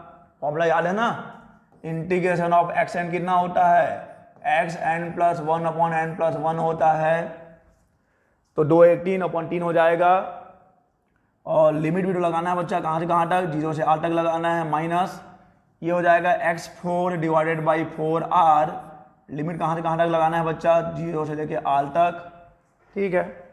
तो ये हम लोग आवेश निकाल रहे हैं बच्चा, ये हम लोग आवेश निकाल रहे हैं, देखिए ये हो जाएगा, ये ब्रैकेट है बच्चा, ब्रैकेट है, क्योंकि ये सबके लिए है, 4πε0 सबके लिए है, 4πε0, ठीक है। अब यहां पे देख लो, ये हो जाएगा 5/4, ये हो जाएगा r³ 3, बाकी 0 तो चलो 0 ही हो जाएगा, माइनस ये हो जाएगा r⁴/4r, ये ऐसा आ गया। अब आप चाहें तो 4 को कटा सकते हैं, 4 कट जाएगा। अब आप डायरेक्ट यहाँ पे मान रखिए यार, मान रखिए, ज़्यादा हमको अब टाइम से हम नहीं करना है, डायरेक्ट यहाँ पे वैल्यू रखिए। अब क्यू के वैल्यू रखेंगे तो, हालांकि आप 4 को काट सकते हैं ना, देखो आप चाहें तो 4 को काट सकते हैं, कैसे कटेगा देख लो कैसे कटेगा, ये 4 और ये 4, खत्म, कहानी खत्म, फिनिश, ठीक है। और भी कुछ चीज़ें हैं, चलो जमा ही लेते हैं एक बार, अगर ऐसा है तो पहले जमा ही लेते हैं। Q= कितना हो जाएगा देख लो, पाई आपके पास है तो है, ε0 है आपके पास तो है, यहां से r³ बाहर आ जाएगा, तो मैंने r³ को बाहर निकाल लिया। जब मैं r³ को बाहर निकाल लेता हूं तो यहां पे बच जाता है कितना? 5/3, बस 5/3 बच जाएगा, यहां पे केवल 5/3 बच जाएगा। देख लो r³ बाहर चला गया है, यहां पे एक r बच गया है, तो यह आ जाएगा -r/R। और अब इस Q के मान को यहां रख देंगे, तो E = 1/4πε0, r² तो पहले से है, Q का मान कितना है? π(ρ0) r³ 5/3 -r/r। क्या क्या कट रहा है देख लो, क्या क्या कट रहा है देख लीजिए। यहां से आप पाई और पाई को काट सकते हैं, r² और r³ को काट सकते हैं, तो कितना बच गया? E = 1/4ε0, okay. और ये बच गया आपका ρ0 है, एक r बचा है, 5/3 -r/r। तो answer is the, this is the answer is the. तो देखो बहुत आसान है, आपको पता है कि ये होता है विद्युत क्षेत्र की तीव्रता, E = 1/4πε0 Q/r²। आपको Q का मान निकालना है। आवेश घनत्व जो कि परिवर्तित हो रहा है दूरी के साथ, ये आवेश और अंदर में ही परिवर्तित हो रहा है, बाहर में परिवर्तित नहीं हो रहा है, देख लीजिए। तो आपको r दूरी पे क्या करना है? इस r दूरी का जो गोला होगा उसके अंदर का आवेश निकालना पड़ेगा। तो पहले मैंने dq आवेश निकाला, एक छोटा सा गोली कवच लेके यहाँ पे आवेश निकाल लिया कि इतना आवेश कितना है, फिर मैंने इसको कहाँ से कहाँ तक इंटीग्रेट कर दिया, इसका समाकलन कर दिया 0 से लेके r तक, तो मुझे Q मिल गया, और Q को मैंने यहाँ रख दिया, सॉल्व किया, मुझे आंसर मिल गया। चलिए आगे चलते हैं। P द्विध्रुव आघूर्ण एक वैद्युत द्विध्रुव ई तीव्रता के विद्युत क्षेत्र में रखा जाता है। यह द्विध्रुव ऐसी स्थिति प्राप्त कर लेता है जिसमें इसका अक्ष क्षेत्र की दिशा से थीटा कोण बनाता है। ठीक है, थीटा इक्वल टू 90 डिग्री पर द्विध्रुव की स्थिति ऊर्जा शून्य है। बिल्कुल सही होता है। द्विध्रुव पर बल आघूर्ण और स्थिति ऊर्जा क्रमशः होंगे। चलिए क्वेश्चन को समझो, कितना आसान है ये क्वेश्चन। अभी आपको 3 चीजें बताई गई थी कि जब भी आप एक वैद्युत द्विध्रुव को रखते हैं किसी विद्युत क्षेत्र में तो उसमें बल आघूर्ण लगता है, घुमाने में कार्य भी करना पड़ता है और स्थितिज ऊर्जा की भी बात होती है। तो यहां आपसे पूछा है बल आघूर्ण कितना है, तो भैया बल आघूर्ण कितना होता है बताया गया आपको। बल आघूर्ण होता है Pe sin थीटा। बल आघूर्ण होता है Pe sin थीटा। और स्थितिज ऊर्जा कितना होता है, स्थितिज ऊर्जा होता है माइनस Pe cos थीटा। ये है आपका Pe sin theta minus Pe cos theta और 0 हो जाता है। वो कंडीशन आपको एक आंसर दे दिया है कि जब थीटा 90 होगा तो स्थितिज ऊर्जा 0 हो जाता है। ये आपको भी मालूम है। जब आपका वैद्युत द्विध्रुव लंबवत स्थिति में होता है, विद्युत क्षेत्र के लंबवत होता है, तो स्थितिज ऊर्जा शून्य हो जाती है। हमको तो मालूम है, वो आप चीजें क्यों बता रहे हो। हमको बस इतना मालूम है कि इतना बल आघूर्ण लगता है और इतना स्थितिज ऊर्जा लगता है। आपने पूछा इतना है तो ज्ञान उतना क्यों दे रहे हो, क्योंकि वो आपको गुमराह करना चाहते हैं यार। आप सोच में पड़ जाओ कि यहाँ थीटा क्यों दिया है, थीटा 90 डिग्री क्यों दिया है, यहाँ पर स्थितिज ऊर्जा को 0 कहीं बोला होगा, देखो 0 क्यों बोला है, पता नहीं क्यों। जब आप पूछ रहे हो कि द्विध्रुव पर बल आघूर्ण कितना लगेगा, स्थितिज ऊर्जा कितना होगा, तो फॉर्मूला आप ये लो। वो आपको घुमाने की कोशिश करेंगे, गुमराह करने की कोशिश करेंगे, फंसाने की कोशिश करेंगे। आपको फंसना नहीं है यार, आपको अपने फंडामेंटल पे कायम रहना है, अडिग रहना है, अचल रहना है। चलिए आगे चलते हैं। त्रिज्या कैपिटल R के एक समान आवेशित कुचालक गोले के कारण, कुचालक गोला है, खोखला नहीं है, यहां ठोस गोला होगा। ठोस गोले के कारण विद्युत क्षेत्र में परिवर्तन आपने ये पढ़ा है। ठोस गोले के कारण विद्युत क्षेत्र में परिवर्तन आपने ये पढ़ा है। ओके, ऐसा जब आप केंद्र से उसके सतह तक आते हो तो दूरी के अनुक्रमानुपाती होता है। ये देखिए बढ़ रहा है, लेकिन उसके बाद कैसे वो घटने लगता है। ठीक है, तो ये जब हमने डेरिवेशन किया था खोखले गोले के कारण विद्युत क्षेत्र और ठोस गोले के कारण विद्युत क्षेत्र, तो हमने वहां पर इसको डिस्कस किया है कि कैसे दूरी के साथ ठोस गोले के कारण विद्युत क्षेत्र में कैसे परिवर्तन होता है। केंद्र पर 0 होता है, जो आपका ठोस गोला होगा उसके केंद्र पर 0 होगा, सतह तक आएंगे बढ़ेगा, सतह के बाद और आगे बढ़ेंगे तो घटेगा। चलिए आगे देखते हैं। मुक्त आकाश के लिए परावर्तनांक का विमेय सूत्र कितना होगा, तो इसको तो हमने न जाने कितनी बार पढ़ रखा है यार। m-1 l-3 t4a स्क्वेयर, तो ये हो जाएगा m-1 l-3 t4a2। अगर याद नहीं होगा तो फिर आपको f = 1/4 pi epsilon not q1 q2 by r square, epsilon not चाहिए, 4 पाई तक का कुछ नहीं होता, 1/f q1 q2 upon r square रखते जाओ। 1/mlt-2 हो जाएगा, a into T divided by l square हो जाएगा। कितना हो गया, m ऊपर आ गया, -1 हो गया, l-3 हो गया। ठीक है, a का स्क्वायर हो गया, a का स्क्वायर हो गया, t-2 है, ऊपर आएगा प्लस हो जाएगा, और यहाँ पे t स्क्वायर ऑलरेडी है, t4 हो जाएगा। ऐसा नहीं है कि मुझे याद नहीं है और मैं याद करके आया हूं। टेक्निक आपको पता होना चाहिए कि निकालना कैसे है। अगर याद नहीं है तो आप ऐसे निकाल सकते हैं। चलिए आगे बढ़िए। किसी बल क्षेत्र में कण की स्थितिज ऊर्जा दी जाती है। देखिए U = a/r² - b/r। ये स्थितिज ऊर्जा है, जो कण की स्थितिज ऊर्जा है किसी भी बल विद्युत क्षेत्र में। A और B धनात्मक नियतांक है, कांस्टेंट है।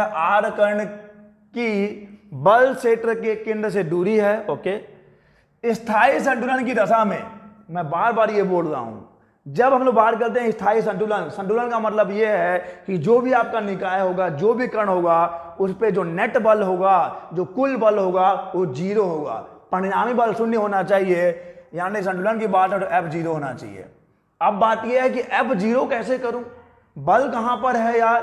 तो अगर आपको पता है अच्छे से कि स्थितिज ऊर्जा का अगर आप ऋणात्मक अवकल गुणांक निकालते हो तो बल होता है। स्थितिज ऊर्जा का अगर आप ऋणात्मक अवकलज निकालते हो, नेगेटिव डेरिवेटिव क्या होता है? पोटेंशियल एनर्जी का negative derivative is equal to force. स्थितिज ऊर्जा का ऋणात्मक अवकलज होता है बल के बराबर। जब मुझे F निकालना है तो मुझे क्या करना पड़ेगा? Minus d by d r of U. Where is U? U is equal to A upon R square minus B by R, that will be zero. That will be zero. अरे बल zero है ना, तो ये zero होना चाहिए। Negative derivative छोड़ भी जीरो, स्थायी संतुलन में है। देखिए, चलिए आगे बढ़िए। ये पता होना चाहिए आपको, पूरा का पूरा ये क्वेश्चन इस बात पर डिपेंडेंट है कि आपको पता है कि नहीं स्थितिज ऊर्जा का नेगेटिव डेरिवेटिव बल के बराबर होता है। ये माइनस उड़ा जाके जीरो और माइनस इंटू होके जीरो ही हो गया। अब देखिए यहाँ पर आपको करना क्या है? D by d r of A by R square minus d by d r of minus B by R, sorry, तो माइनस मैं बाहर निकाल चुका हूँ, तो बी बाई आर हो जाएगा। ठीक है, चलिए आगे बढ़ते हैं। तो कैसे हो जाएगा ये देखिए, ए तो कांस्टेंट है, ए तो बाहर आ जाएगा, ये तो बाहर आ जाएगा, ये बाहर आ गया। ये क्या हो जाएगा? ये आर का पावर माइनस टू हो जाएगा। D by d r of R का पावर माइनस टू कितना हो जाएगा? फॉर्मूला याद है क्या आपको? D by D x of x n होता है n x N minus one. अगर आपको पता नहीं है तो आपसे नहीं हो पाएगा। D by D x of, आप बात कर रहे हो नीट क्लियर करने की, और ये सब चीजें पता नहीं है तो आप ख्वाब मत देखिए, ख्वाब मत देखिए, आप मेहनत करिए। D by D X, X का power N, N x N minus one हो जाएगा, तो ये माइनस टू हो जाएगा, और ये आर का पावर माइनस थ्री हो जाएगा। तो यहां मैं लिख सकता हूं माइनस टू आर का पावर माइनस थ्री, ऐसा माइनस। यहां पे आप D by d are minus one करेंगे तो माइनस वन आर का पावर माइनस टू हो जाएगा, माइनस माइनस प्लस हो गया, बी कांस्टेंट बाहर आ गया, आर का पावर माइनस टू हो गया, जो जीरो के इक्वल होना है। जीरो के इक्वल है तो देखो क्या हो जाएगा, इसको उधर ले जाइए, ये माइनस है, माइनस टू ए आर का पावर माइनस थ्री, उधर जाके minus B R minus two, minus minus खत्म हो गया कहानी।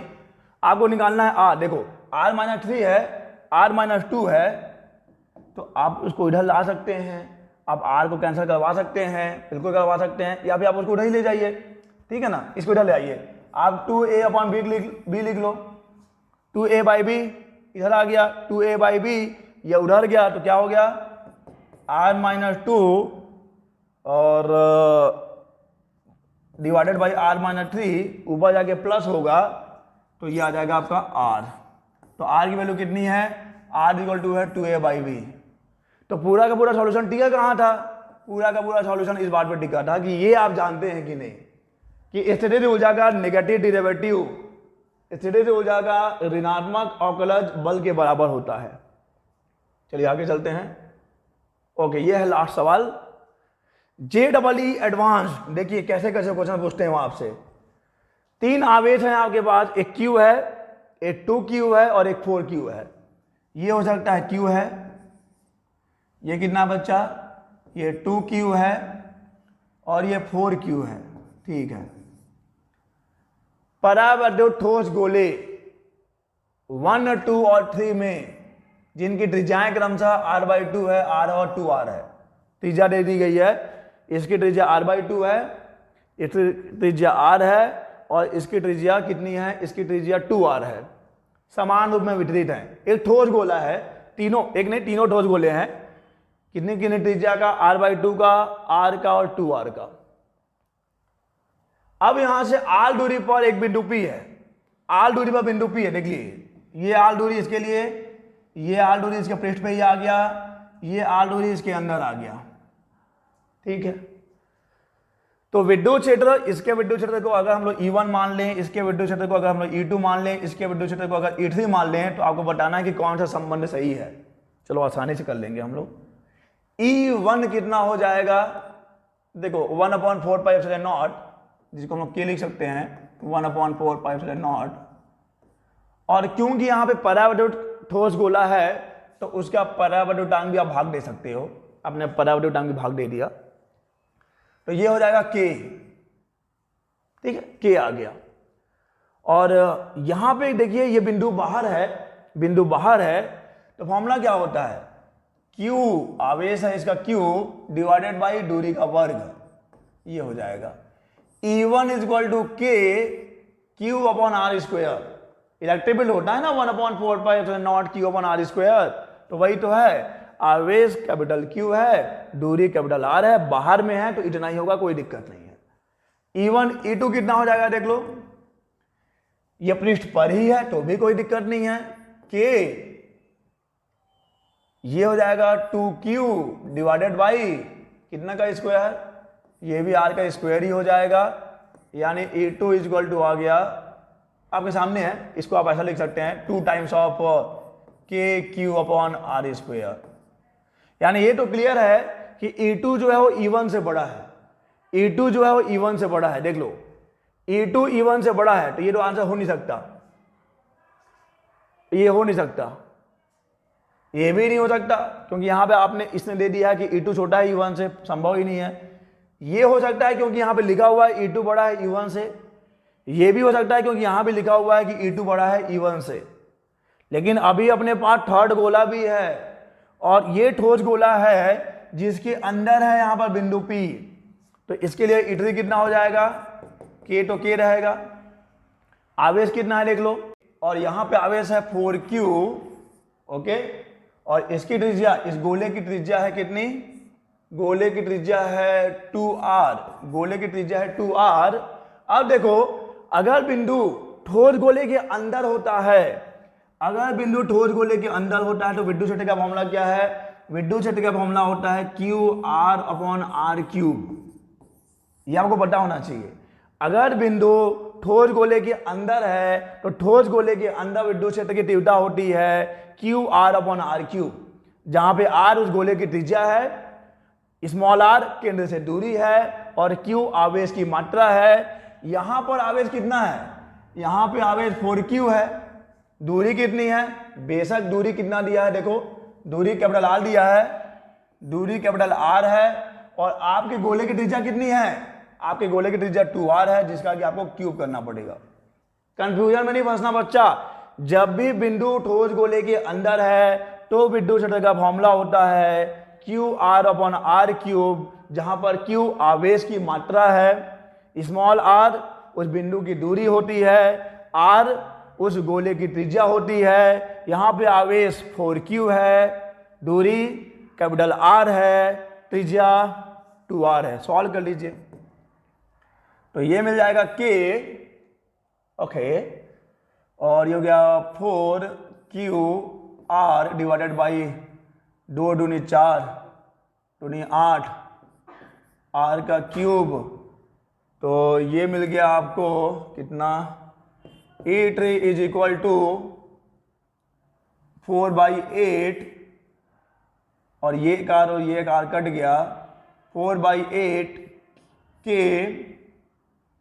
Q अपॉन R स्क्वायर, तो ये आ जाएगा E3, देख लीजिए ये E3 है, ओके, तो E3 इक्वल टू आ गया 4/8 K Q by R square. अब कंपेयर करो यार, ये तो सबसे कम है, क्योंकि ये क्या है Q by R square, K Q by R square का 4/8 टाइम्स है, 4/8 यानी कि 1/2 आधा है, तो सबसे छोटा कौन हो जाएगा, सबसे छोटा E3 हो जाएगा, E3 से बड़ा E1 हो जाएगा, और E1 से बड़ा E2 हो जाएगा, यानी आंसर ये हो जाएगा E2 is greater than E1 is greater than E3, okay, तो बस खत्म, ओके।